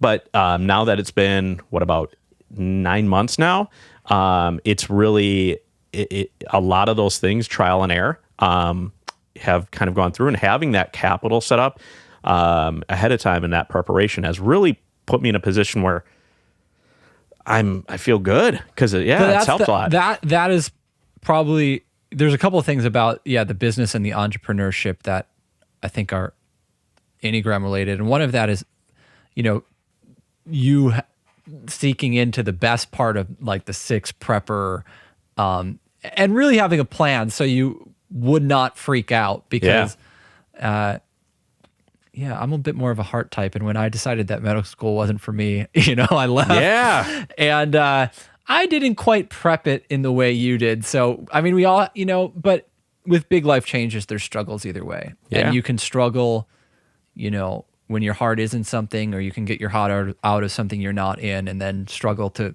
pick up some of the logical ramifications that you didn't think of. So there's a struggle either way. But anyway, you definitely had that foresight. So I have a couple questions about this business, because it kind of intrigues me. Yes. What is meaningful about this that you're doing now? Why, on a deeper level, what does it fulfill for you? One is it tailors to my strengths in a part of, I still get to be that salesperson. Like I still get to work deals. Okay. So that's similar, but what makes it different or rewarding? Oh, the biggest difference is that I'm doing something that I'm buying and selling stuff that I absolutely love. Like I enjoy it. Yes. I enjoy, because it's, it's not just comic books, it's toys, it's video games, and they are things I love. And I can, just like when I was, again, had a lot of success just managing a GameStop, but that was a little bit different from a corporate level. Now it's something where it's 100% on me, which again, that part of me, that the part where it's like, oh, that is scary, but it also pushes me in a way harder, because it's like, I can't fail. I got to do this. But what the difference is, and what really adds an impact, is it's something that matters. Like it really matters. Like I have a career where it's something I know I'll look back at no matter what happens and go, that I enjoy that. I mean, it's something where the last, even though it was 15 years, every year I was there, I was like, oh, I'm going to, I'm be here because it's here right now. It was never like I saw this as something I can do for the rest of my life. This is something where I go, I could do this forever. I thoroughly enjoy it. I love it.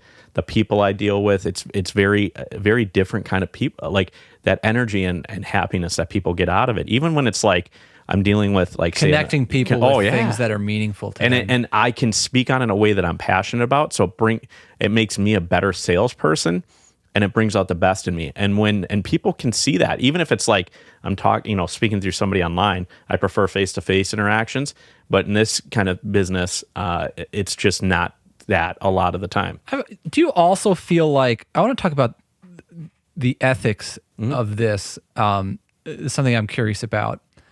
Again, with losing my mom and having to go through all her possessions, I think inevitably people encounter things they don't, it's someone else's items. You don't know anything about them. And there's been jewelry or stuff that I've been going through where it's like, I don't know if I have something that's worth $100 or $10,000, Yeah. And when you're so overwhelmed going through, possessions that you don't know the value of, I'm not able to do my normal thing, which is to research them just because there's so much. So much, it's overwhelming. So you have to take it to an expert. Yes. And you have to get it appraised. And you really have to trust that this person is fairly because I don't know anything. And if they tell me that my $100 thing is worth, or my $10,000 thing is worth $100, I might sell it to them for $100 because I just got to move on.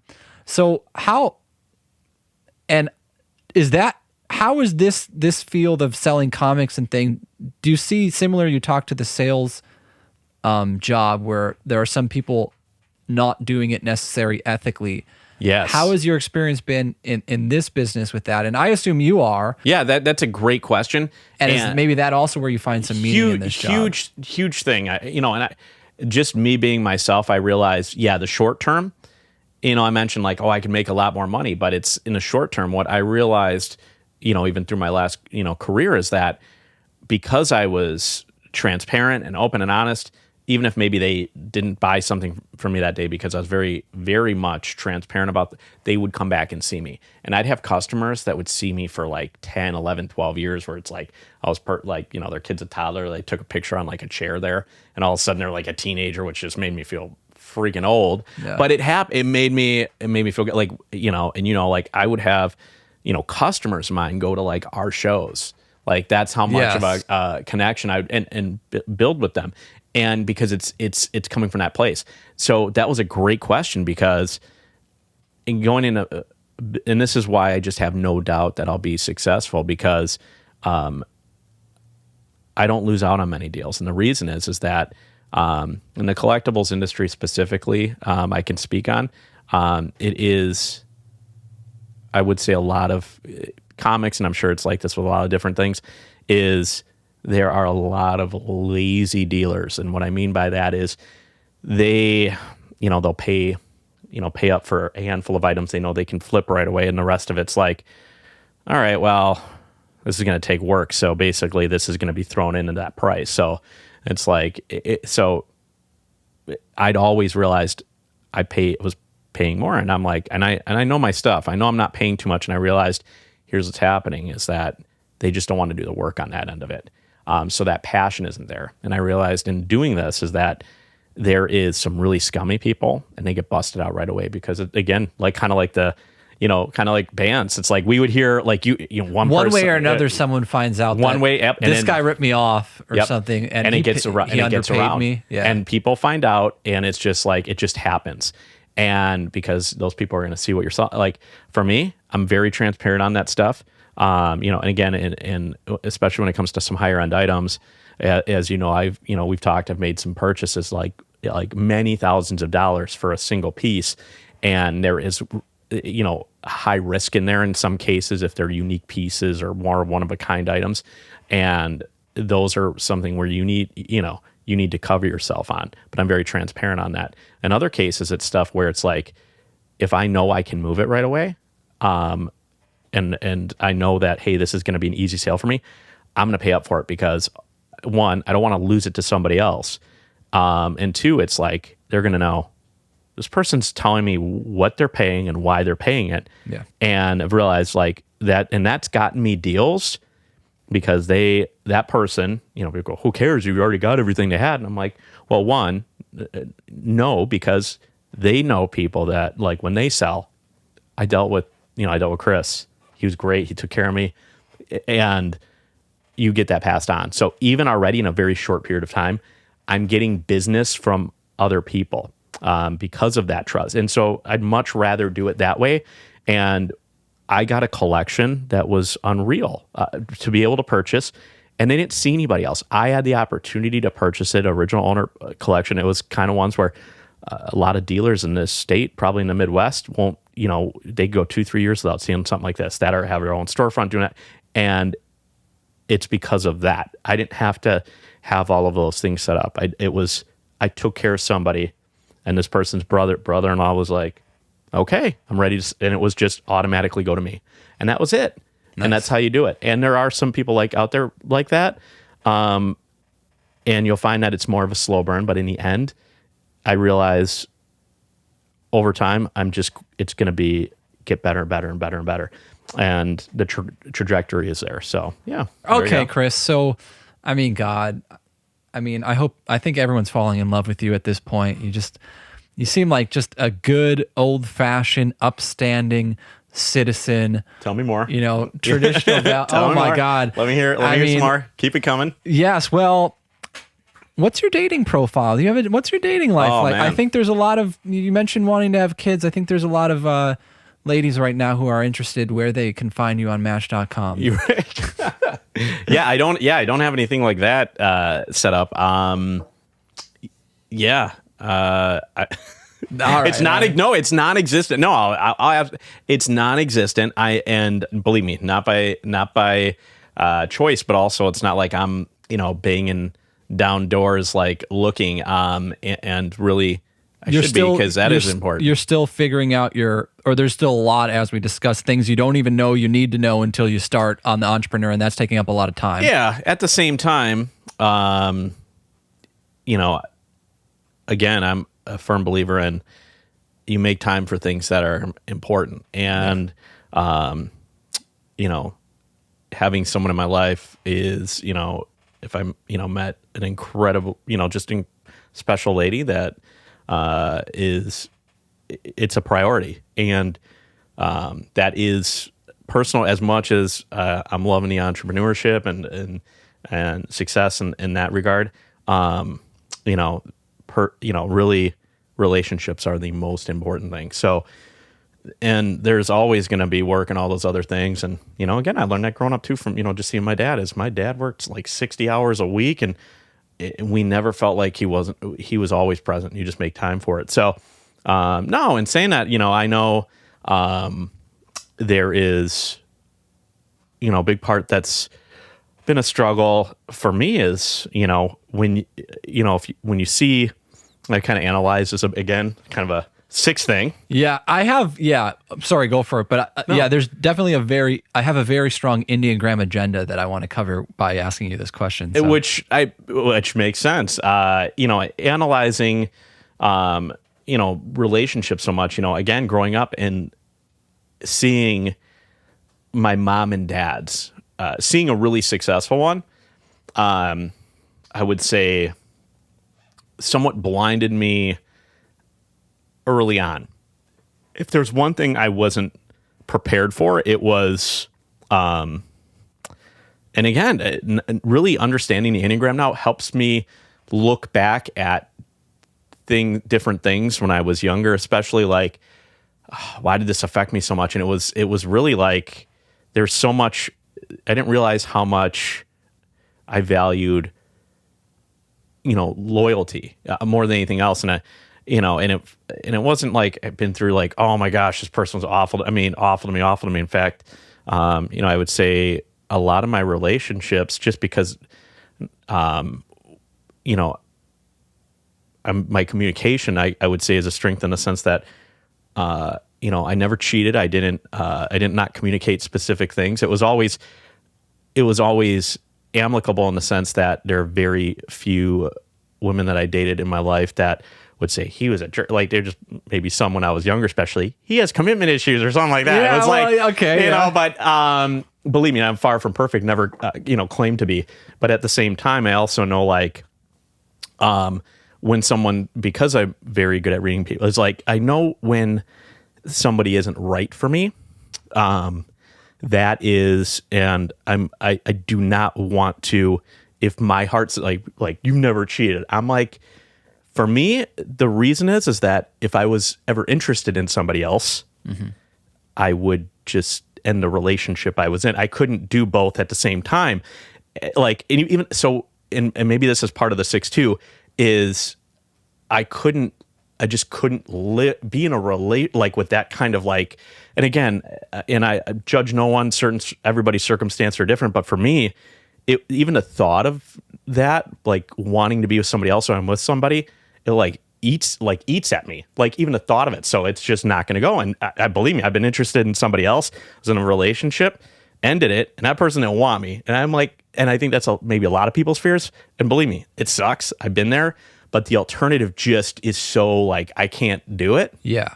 So I think that, because we had some long conversations about relationships while you were in the band and whatnot. Yeah. And that was the kind of the point, you touched on it a bit, that I wanted to bring up. As far as I understand your view on relationships and your dating life is, as you discussed, there's a very strong truthfulness and honesty ethic. And where I think you could almost understand it as your 7 wing coming into the picture, which is then also connected to 1, is you're almost scared by your 7 that you mentioned commitment issues, and that you're like, I know if I get attracted to someone else, I'm not going to cheat. But then it's like, what do I do if I have these other feelings? And does that mean I need to end the relationship? And that's where you can maybe get in your head and start doubting yourself. And that's where I'm going to have ethical, honest relationships, but it's difficult to have a long-term commitment because I struggle to make sense maybe of some of those conflicting desires or troubling thoughts that might arise. Oh, absolutely. And just having you bring this up as a topic to discussion, this I feel like may be able to help some viewers, especially some 6s out there, but also just, people in general. I know for me is, and at least as a 6, there is that, like I mentioned, the anxiety is there is this, is something, and I don't know if this was related to 6 too, but as you know, I'm really an all in or all out person. I really, I don't do this whole, like, you got to play the game. This is why the whole online dating thing just for me doesn't work. There's like this game of like, oh, you got to, and I'm like, and being able to kind of read people a bit, I'll kind of know right away too, like, that somebody's awesome. And because I communicate so well, I'm a little transparent, sometimes I think you can come off a bit strong, like, you're awesome. I'm like, like kind of just be like, I'll notice these things. Be like, I'm like, I see these things, and it's like, oh, well, and and those of you like know me really well, you're like, well, somebody that's like going to be right for you is going to appreciate the fact that you see these things in them that are true, and you're not beating around the bush and playing some games, playing this whole like, I'm going to be, like too cool for school and do that, which by the way, I've never been, but try to pretend I've been, but but when you're like, I'm sure anybody can kind of attest to, I would think, is when you are really into that other person, it can, and they're not into you in the same way, it can be absolutely debilitating. And growing up, like I said, I saw a great relationship with great communication, and I was totally unprepared to really fall for somebody. And we've all been through heartbreak, so it's like, oh yeah, boo, like, yeah, we've all, but I just hadn't seen it. And that is, maybe there are some downfalls, I would say, to having like, oh, you see this like great relationship in front of you. I was unprepared for the heartbreak of having someone betray me, and feel lied to, and being what I didn't even understand the word until later was what like gaslighting was, and somebody really taking advantage of the fact that I wanted to just communicate manipulating me in the sense that like, yeah, I'm like, your Jedi mind tricks don't work on me. The difference is when I'm in a relationship, that it has, if I'm all in, that means I trust, I'm vulnerable, and and I used to think, oh, that makes me weak. No, here's the thing, I realize as I get older, it makes me strong to be able to do that. And some people will take advantage of that, of what you're bringing them, and will, that's where I would say, speaking to some guys out there, is a lot of guys are labeled as, the narcissists or the gaslighters, and it really does go both ways. And, I would say it sounds like, maybe to a perspective like, oh, I'm complaining, and that's why no, it's something where, and we've talked about it, is that when you go all in on anything, and that hurt can really sit with you. And it's a matter of getting back up and doing it again, which it's not just getting hurt. In fact, when somebody just isn't, and I've had a number of women that I've dated and were girlfriends that were like, yeah, I could go that next phase. But again, when I know it's not right, it's not right. And I would say that it hurts a lot more when I hurt somebody else. And I know I've really hurt somebody else. The only thing I know like that's good about it is I did it from a place of, why am I going to drag this along when I'm not in it 110? You know, it was like, it was really that. And I think pretty much most of those, you know, women would say at the time they were just really hurt and upset, and later on they were thankful. And I think most ones I know of, most of them are all like married with kids, and makes me kind of go, one, I'm really happy because they were You're really like, wonderful. I forget. I don't know if it was Bradley Cooper, but there's that movie like Next Man Up or something where he can never get married, but whoever he dates, the next person after that always ends up finding love or something. It's, you know, it's true. I'd like to propose a toast to Charlie for being my lucky charm. Women call him You're that Charlie? What Charlie? Good Luck Chuck. Whoa. You're a lucky charm. You have sex with someone and then they find their true love. Isn't that how it works? Has everybody lost their minds? That's ridiculous. I guess you are a lucky charm. Even if you're not right, you like restore the faith that there can be a good, honest man in the world, maybe for people who haven't had any interaction with that. Yeah, and what it comes down to is this, you know, if there are any possible connections out there. No, I'm using this as like, here's some, you know, borderline. Yeah, this video is going to be seen by all of my 19 followers, so it has a huge reach. So. You know, it only takes one right now. No, I would say simply that just having the biggest things for me, and this may be a bit cliche, maybe it's not. Maybe this is something that is somebody that's, you know, it's where my dad would, you know, when I was younger, I would go, because, you know, as guys, and I speak for a lot of us, maybe not you, but as guys when we were younger, we're idiots, and we go, oh, beauty means awesome girl. No, most of the time, no. But as I got older, I realized my dad would, you know, advice he gave me, it's weird because a lot of the time I would, especially when it came to women, I'd be like, I should have listened because obviously he made that work forever. He would give me advice and I'd be like, this is dumb. He'd be like, beauty fades. You know, he always told me beauty fades. And he said, the most important thing is you can have in a relationship is having somebody, you know, that you can count on, for not just for the good days, but the bad days that are always there. And as much as him and my mom were different, they worked, their values were lined up the same, you know? And I could see that.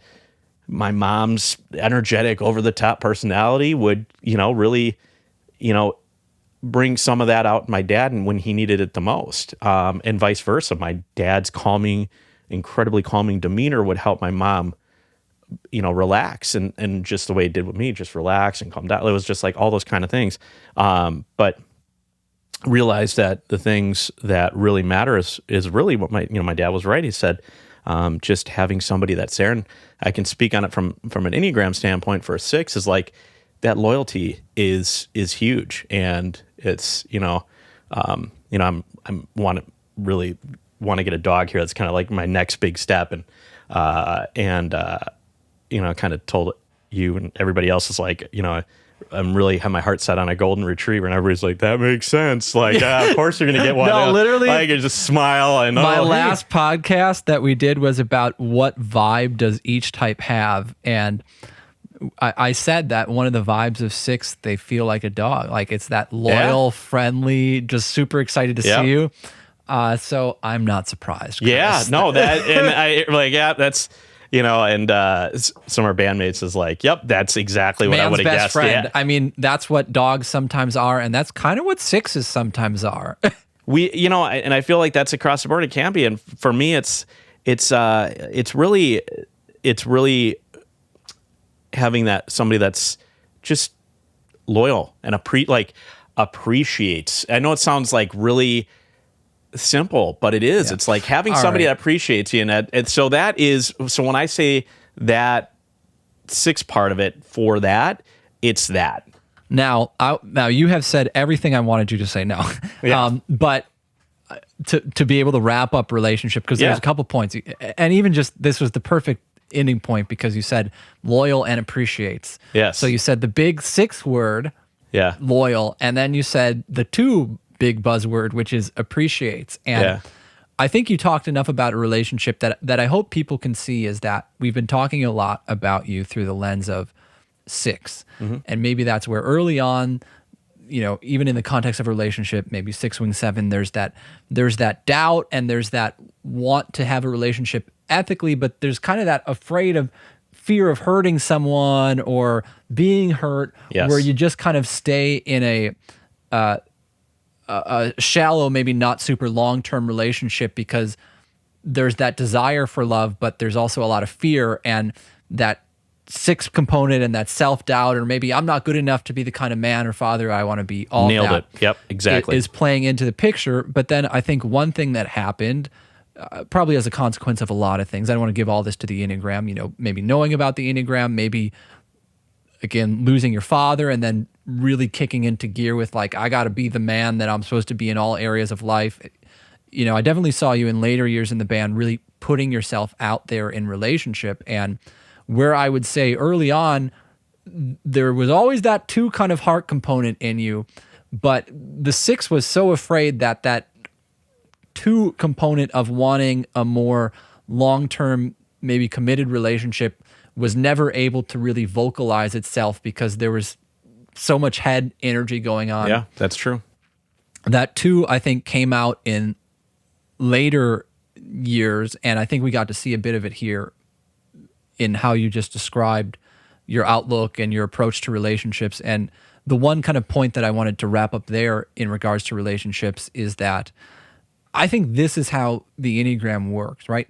We start with a home base, we start with a number, and then you learn about your fixations, and then other types start showing up in your experience, and you almost have to do the same thing, right? Yeah. Because it's great, you got over fear, and now you're owning your heart desires, but then maybe you're a little quick to fall in love, or you have to go through all the 2 lessons about worthiness and not being appreciated and all that, and that kind of starts sounding like tritypes, right? We could say that you have a 6 head and a 2 heart,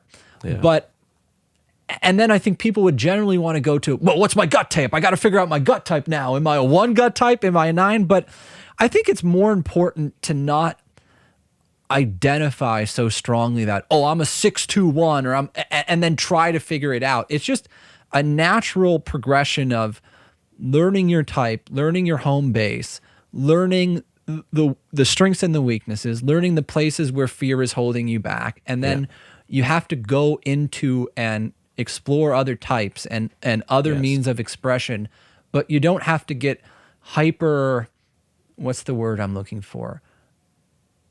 Hyper concerned about figuring out, what other types am I? And labeling yourself. It's important once you understand the Enneagram to see how multiple types play out in you within your home base. But I see a lot of people getting very tightly trying to figure out but that's not the point. You're trying to figure out who you are, what are your values, how to express that in life, not to figure out your 3-4 tiered number system that perfectly describes you, at least for this moment, until you get over some other fears and then have to deal with other types and whatnot. So thank you for candidly sharing your relationship. Yeah, no, you nailed it right on the head when you for me, it's, and I think for anybody out there that's kind of curious about the Enneagram, it's whether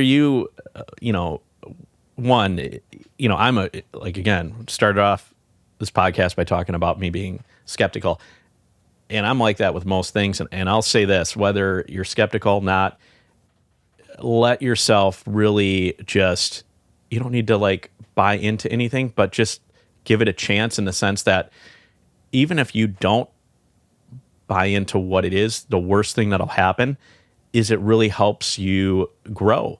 as a person. It helps you kind of organize as somebody who's can be a bit scatterbrained like me, as you know. It helps me focus on my goals and what I want in life because it's there in front of me. I can see this is what's holding me back.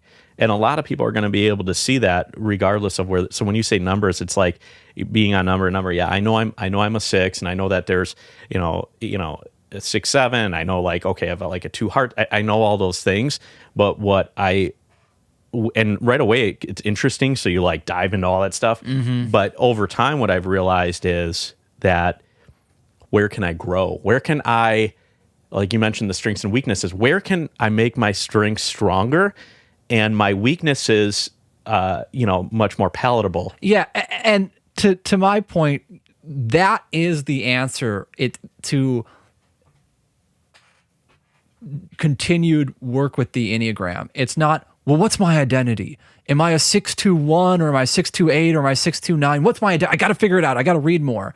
It's what's going on in my life. How can this help me see what's going on in my life? And then where can I grow? So thank you for putting it in those terms. Absolutely.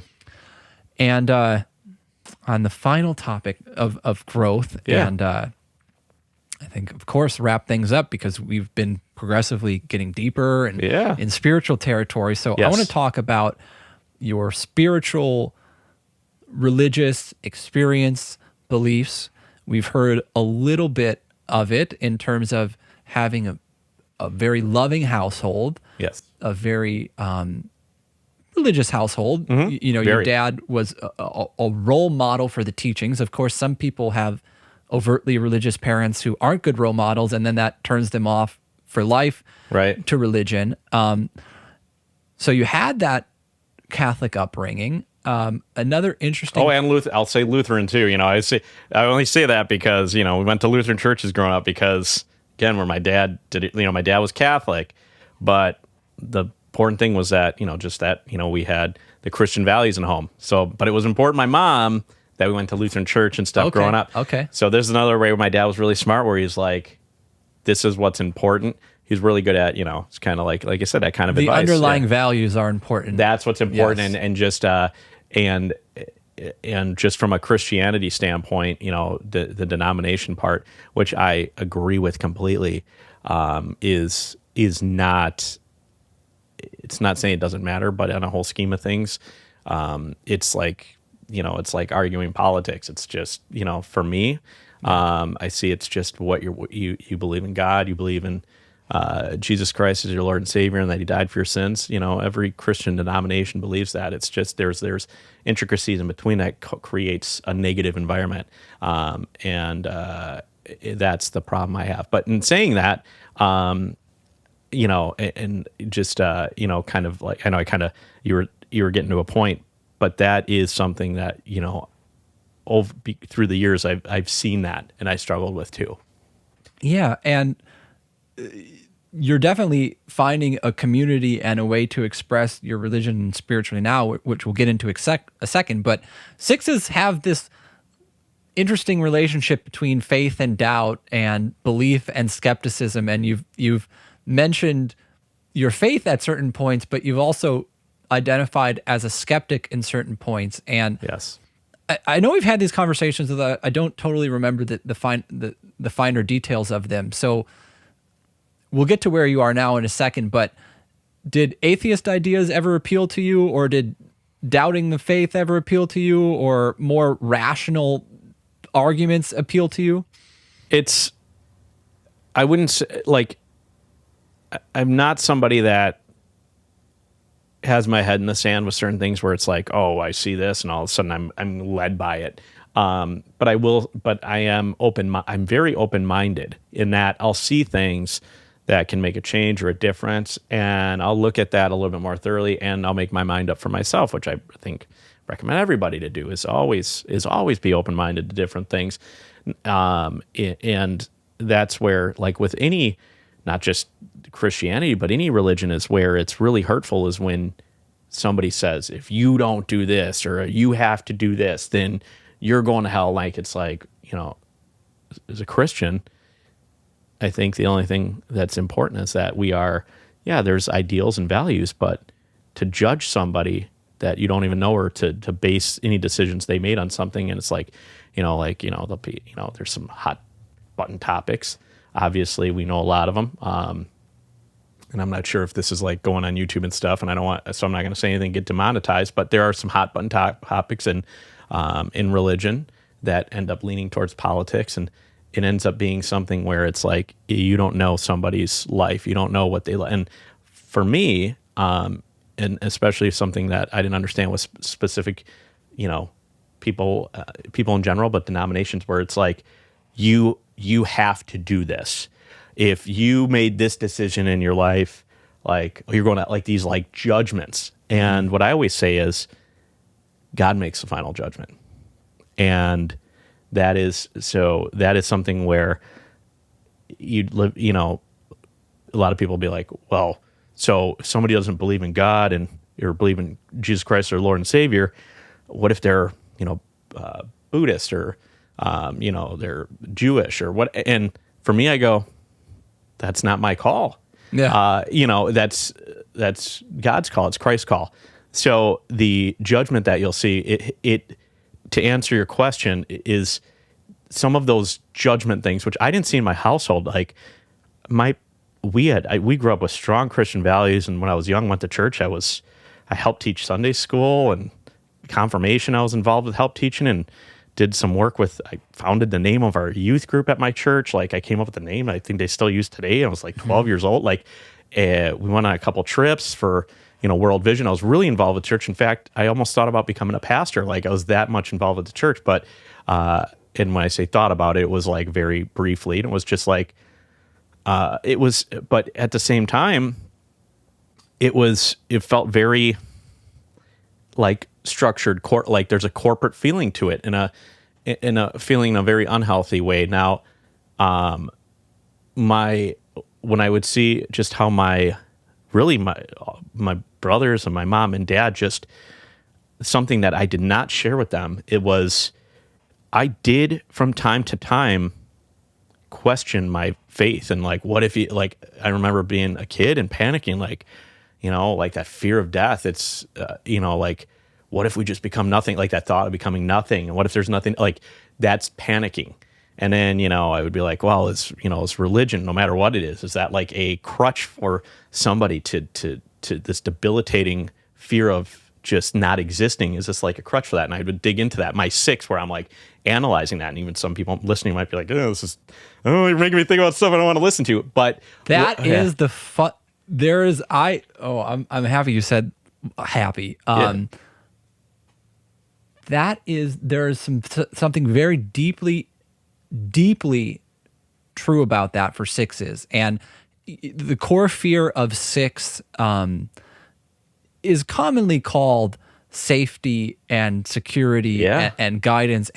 But that's even a little more superficial from getting into the deep questions about who am I and do I die? And I don't want to go there now, but no, that is something I found with other 6s too. But what I'll say is this, after losing my dad and my brother, and then my dad, and just it really not like, oh, I'm mad at God, but it really made me question it, but not for the reasons a lot of people may think. It made me, I became so hopeful. I'm like, my dad was such a wonderful man. I'm like, he loved God so much. When he died, he had his his prayer bead still in his hand. Like, he was just, it was this feeling of questioning my faith, because I didn't know for certain that God existed. And anybody that could know, I'm like, how, like, there's like, oh, there's no proof, and there's like, you got to believe. And that was something that in my family, I was different. Like, my parents, my brothers, like, they absolutely just, it wasn't a question. Mm-hmm. And another way, my dad just not being, I think for sure, as close as everybody was to God, he was the closest. And he was the only one that really understood my questioning of God. And he, where the rest of my family, I feel like, was like panicked by the fact that I didn't have this unaltering, like if you hooked me up to a line machine and said, "Are you 100%?" Nope. But what my dad was, though, is he's very good at, like, he was very much like, I believe that you'll get there. And it wasn't like, what's wrong? And it didn't feel that pushback. Like and like I said, from my family, it was coming from a place of like them looking at me as somebody who's the world to them, obviously, and going, we don't want to spend eternity without you because of the way they see that. And I'm like, I hope you're right. Yeah. And that was like, they couldn't do it. But what ended up happening is losing my dad, I became just hopeful, like so hopeful that it was right, because the thought of him not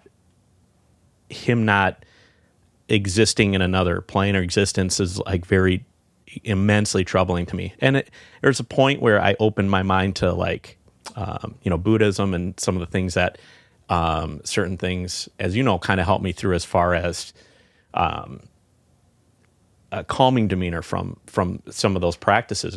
And what I realized is some of those things for me, as far as like meditation and things, some of those practices I connected with. But I was struggling because it was like, as far as God goes, Christ is my Lord and Savior. That was always pulling at me. Yeah. And, what happened for me was simply that, over, and this was maybe 6 months ago, it was just odd. I was out with a, mutual friend of ours. We were seeing a band. It was just a fun night out. It'd been a lot of Saturdays and stuff, and it was just kind of unwinding from the week. And, I got a message from one of my friends, and hadn't been the first message, just inviting me to church. And I just didn't think anything about it. And then it just kind of hit me like, I need to be there. Yeah. And said I need to go. It was totally understood. I'm lucky enough to have, friends like you and others that like are really supportive and understanding around me. And went to church. And I grew up in a church that was not like a strict church, but I grew up in a church that was very much like, I was feeling like I was being talked at instead of talked to. Mm-hmm. And this is a non-denominational church, and I'm sure a lot of viewers are familiar with non-denominational, as they're so popular, right now. And again, I'd been to them, like I'd been to like a concert there, and I'd been to, for like a number of weddings, but I never actually like really like through an entire service. And walking in and just, like bands playing, I'm like, wow, this is like energetic, high energy. I went to see you the other day. It was like nothing I've ever been to, because I went to a pretty traditional church Catholic upbringing. And man, I could just see how walking into that and seeing the music would just take you to silence everything else that was going on inside of you and just bring you to kind of a moment of awe and beauty. When I needed it the most. And again, my friend invited me, him and his wife, they're spending time with them. They're like, I would always say even before this, just like, we all have different kind of friends and stuff. They're the kind of friends that like, they're just genuinely thoughtful and kind. They don't think about anything for themselves, and it's always about giving and being thoughtful and caring. So it was just something that was just valued so much in my relationship there. So I trusted not in the church specifically, or trusted in it but it was a feeling I had. And as a 6, it's like weird to just jump, but it was something I just like, I trusted and I felt was right. And I remember walking in the door, they just find out later, going there for quite some time now, but how many people just volunteer. And it was a feeling of a community, congregation, but community was just very different in the sense that there's like 3 people, smiles on their face, just saying hi, welcome. It was a genuine, like, we want you to be here. It doesn't matter. I don't need to know anything about you except that you're walking in the door and giving this a try. And I know you heard this because they do this to start off each and every service.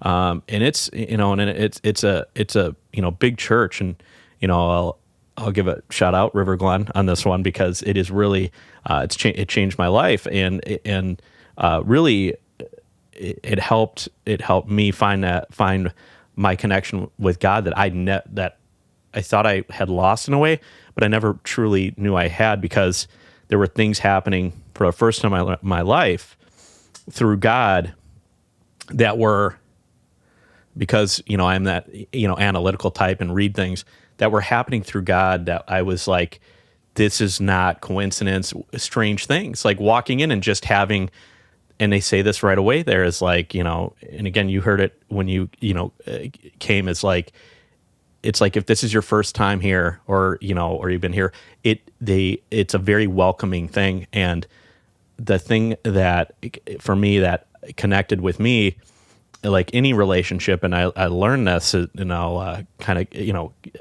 I could get it long, but I'll keep it as short as I can, is that there is a connection that this group that I had with, that I didn't know that I needed. And and it wasn't just, my friends here, but they're, invited me out. I remember right away as they would do like brunch with their family, and I'm like, these are some of the most amazing and wonderful people. And that kept me coming back at first. And the music, I was like, oh, this is amazing. And, like I mentioned previously, like, we were talking about things I get in music, is like the impact it has on others. And what I loved is when we would play huge shows, like we played some big shows, like a lot of people dancing, having fun. I'd see that, and that was like the best thing for me. And what I was seeing just from being a spectator was something I never witnessed before, because I'd see some of the other band, like big national bands. Something that was different here is I didn't see people just loving and having fun dancing. I saw people putting their hands up like they're connecting with something deeper. And those, even though it's God, the music, the musicians, both the energy and the skill set coming through was implementing that. So I'm like, I need to be a part, like I wanted to be a part of that. And then just hear, and it wasn't like a boring sermon like you'd hear. Like I would, some of the traditionalists out there might go, oh, well, sermons are, but it was like, hey, it was uplifting and motivating, but also had, related to scripture and the Bible and certain things like that too. And what ended up happening is I was like, it just kind of hooked me almost really just immediately in the not knowing I needed it more than anything at that point, because it's just, I think some people feel like when they're like, oh, I was, I knew how lost I was. I didn't realize how lost I was. I was just, like treading, like just not moving, and making some great decisions, but in my life and who I am as a person wasn't really coming out in a way that was fulfilling. So even though a lot of, I was doing a lot of things that I knew were good decisions and changes in my life, there wasn't a real sense of happiness, and joy and fulfillment. And that was something that happened. And I could feel it. And it was something I hadn't felt in a long, long time, maybe if ever, like that. And that realization of that feeling, I knew I needed to pursue that. And I auditioned for the band there, which it's weird because it's like us being professional musicians for so long. I was like, it was one of those things where if people go to some of these churches, they realize these people are really talented. Like there's some really amazing talent, and they just and so I was like, it was so. And again, our band, like I was part of that starting, so I'd like never auditioned for a band, and these like again really talented musicians, and I auditioned, and they made it. I remember just getting up there to audition, and it's I had some butterflies going simply because I'm like, oh, being a six, thinking about the outcome, I'm like, if I get this, like I could really like, it's so impactful, like I could change, help have an impact on somebody else, finding Christ. Like I'm finding, and it was just like, it meant a lot. So and I remember them like, and you saw stage, there was a huge stage. They don't discount there. It's like, it can be, and they, it's a lot to take in. And I will say this, it was great because, our worship leader there, right before it started, it was like, I was beyond prepared. Obviously it meant a lot and I knew it did. But said a prayer for me, and it was like, help relax, dear Lord, help relax Chris's nerves, all that kind of stuff. It was just and I had gotten some advice where it was, and it wasn't, this person, a mutual friend of ours was like, just saying like, Chris, you're like playing this music for God, like, and it was like my, and those of us who have seen the band know that I tend to be a little, You're a performer. I'm a performer. You are a performer. And it's genuine. I feel the music. I move to it. I dance. Like, I just feel everything. And that's part of who I am. He's like, maybe calm some of that down. And I was thinking, okay, I don't want, because, this is for God. And it's like, you're not in it. What I realized, luckily, just kind of came to me is like, I'm not being showy. I'm being me. Mm-hmm. And this is part of who I am. And what's interesting is, I did the audition, I was just myself. I let everything kind of flow through me. It felt very like amazing. And, I got a call back for us to, talk, myself and the music director. And I realized that, the thing that I was most worried about, like, oh, are they going to, it was made a mention of it. Like, we, cause they, recorded me and stuff and they watched it back, and it was like, most bassists are stoic. Yeah. And what set you apart was you're fun to watch. We love watching you play. So the thing that was... Ain't that funny? What you were worried about ended up being your asset. Right. And it was like, okay. And it was just me being myself and who I am. And it made me feel even more welcome because I was, and again, this person was obviously trying to give good advice, but it was coming from a perspective of like, I followed my heart, and I took those, and it was like, seems like, just those decisions, and a lot of things you don't know what's coming, but I just trust this environment, and being a part of this worship band and meeting more people, I'm like realizing how many people I'm meeting that are just like, these people feel like family right away. Mm-hmm.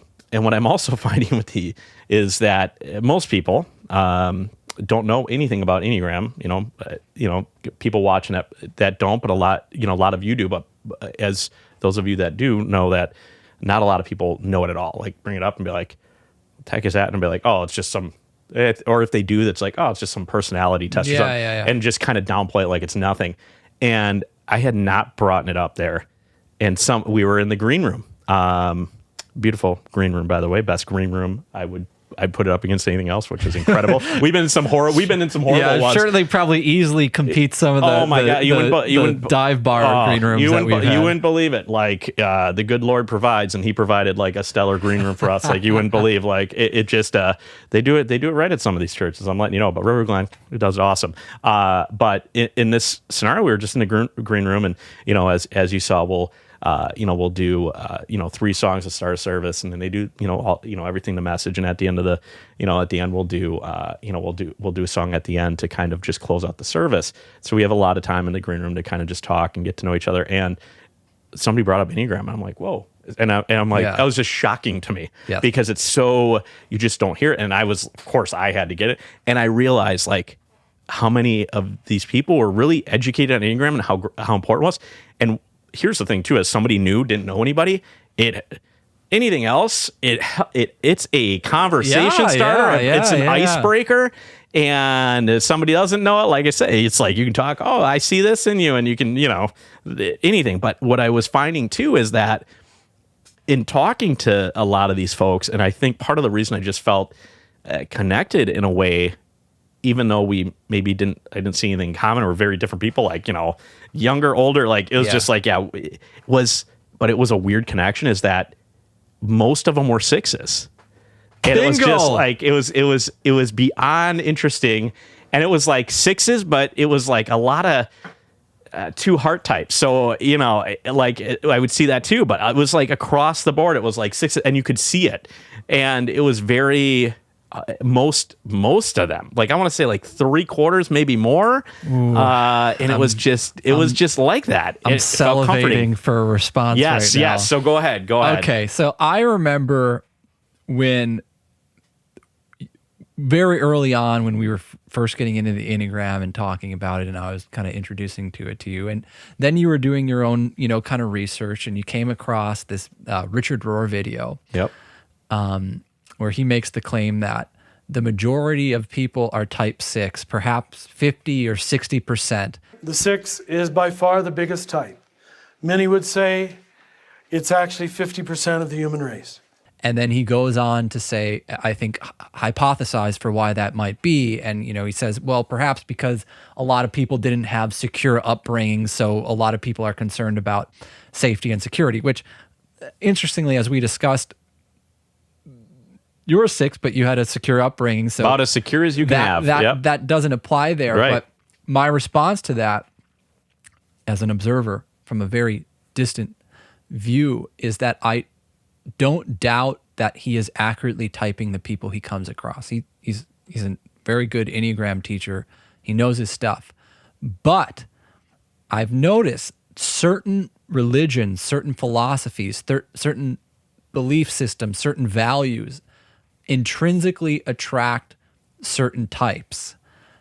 So I do not believe at all. I think the general population is about as evenly split amongst Enneagram types as you can get. All of them. Yes. Okay. But I believe that the more niched you get, the more you build a community around a set of values or ideas, the more you tend to attract a certain type. And I think through our conversation, you have highlighted several of the reasons why in some particular Christian communities, it's heavily weighted towards 6. There is that fear of death component that is very strongly at the root of 6. And all religions speak to that in some degree, but I think that the way that Christianity speaks about it in terms of heaven and the afterlife is kind of the nicest fit for 6. Right. On the more cynical side, we discussed the early influences of the kind of very judgmental, fear-based religion that, if you don't believe this, if you don't believe that, you're getting damned to go into hell. So I think that kind of hooks a lot of 6s in a negative sense, where they're not able to have a healthy relationship with religion because they're sensitive to fear, and fear has been instilled in them. Absolutely. I can be open to that. I absolutely. And then as a final note, but maybe not even a final note, just the sense of community and the real sense of being in a community where there's a heart space. And so it wasn't surprising to me that you found this community, and I'm super happy about it because I think it's seen all the positive impacts that you've had on it. And as a 6, it's getting you out. I heard things like trusting my heart, and it's getting you to experiment with life and find God through your own personal experience with reality and with people, rather than this 6 conversation of going back and forth about belief systems, in the head. It's getting you to find God through experience, not through belief, which is the only way you can. So feeling welcomed, it kind of just being around a lot of, in this environment specifically, I can only speak to, this church, but I imagine a lot of churches are like this, is that it's and I didn't know how much I needed it, is a feeling of being welcomed and loved, but without an agenda. There is no agenda. Yeah. Nobody wants anything from me. There is no expectation to me. It just is very, and I don't make anybody else. And it's weird because I would, again, I see myself in a lot of, again, you see yourself in your other types, right? So I see myself in a lot of them. But I also, it helps me grow in the sense, like, I was like, oh, 6s and 6s, like, can be problematic. But at the same time, I see some that are very, like, where I go, that's me, but kind of more. I think that's large. I think that's mostly maybe in like an intimate relationship where, you know, there's just too much similarities and there's not enough complementary differences. But in terms of groups or friendships, I think people have a similar type or same type often get along quite well. That's a perfect way to say it. And seeing a lot of the strengths where I see it and go, wow, okay, I see myself in this person. Yeah, you can see your strengths reflected back at you because, like you say, sometimes you're aware of your strengths, but sometimes you're self-depreciating. So it's easy when you see a lot of people like you who are like you in the best way, and then you can take ownership of that more. Yeah, and having that, you know, where it's interesting being in the worship band, which is very different than, you know, in our band. And again, we'll always be, as much as maybe we've had issues and stuff, you know, it's a lot less than pretty much most bands we hear about. We're just like, we're all friends and family. And it's like, we were fortunate enough to be together for a number of years. And being around, and it's just, you know, being around this for so long as we have, and just seeing and hearing other things and seeing it is in being in a worship band, it's very different in that it's, you know, you made a comment like, I can see how this is you. It's about feeling. I mean, every song builds. There's like this, you're meant to feel it. It's supposed to be, you're supposed to connect spiritually with the music in a different way, and seeing like, you know, it when you have that kind of impact where I'm, you know, playing and I'm feeling, I look out and somebody's got their hand up, raising their hand up to God, and you're like, this is like, it's a connection you feel like that you have with that person and you have with God together. It's just, it's kind of an undescribable feeling of, I don't want to say a high or like a euphoria. It's just, but it's like a spirit, like a spiritual nirvana that's really difficult to explain besides just saying it simply like that. And having that kind of impact, there's nothing like it. Not for me, as much, I mean, out of the hundreds of shows we've played and done, and as great times I look back on, it's a different thing. And when you see the people around you share that feeling of, we are all doing this for not for ourselves, we're doing it for the highest power. And it's that you're doing it for God. And sometimes and believe me, we all get off, it'd be like, oh, missed a couple notes, like same thing we do, like we're like, you just, you know, over critical. And then the difference though I would see is that every single one of us, we all like support each other, like, and not in a like patronizing way. It's like, you know, we have one guy in the worship team, older guy, but he's great. He says this thing where he goes, oh, missed a couple, but I played more right notes than wrong notes. So, you know, he just kind of like, just very, very much like that. And it's kind of like, that was something that sat with me. I tell him, I'm like, I'm going to use that. You mind if I use that? He's like, I took it from somebody else. Of course he can use it. And it was just like something that sits, it's that, you know, being in an environment that is just, when you have that love and being welcome, and there's no like personal agenda, at least that's the focus.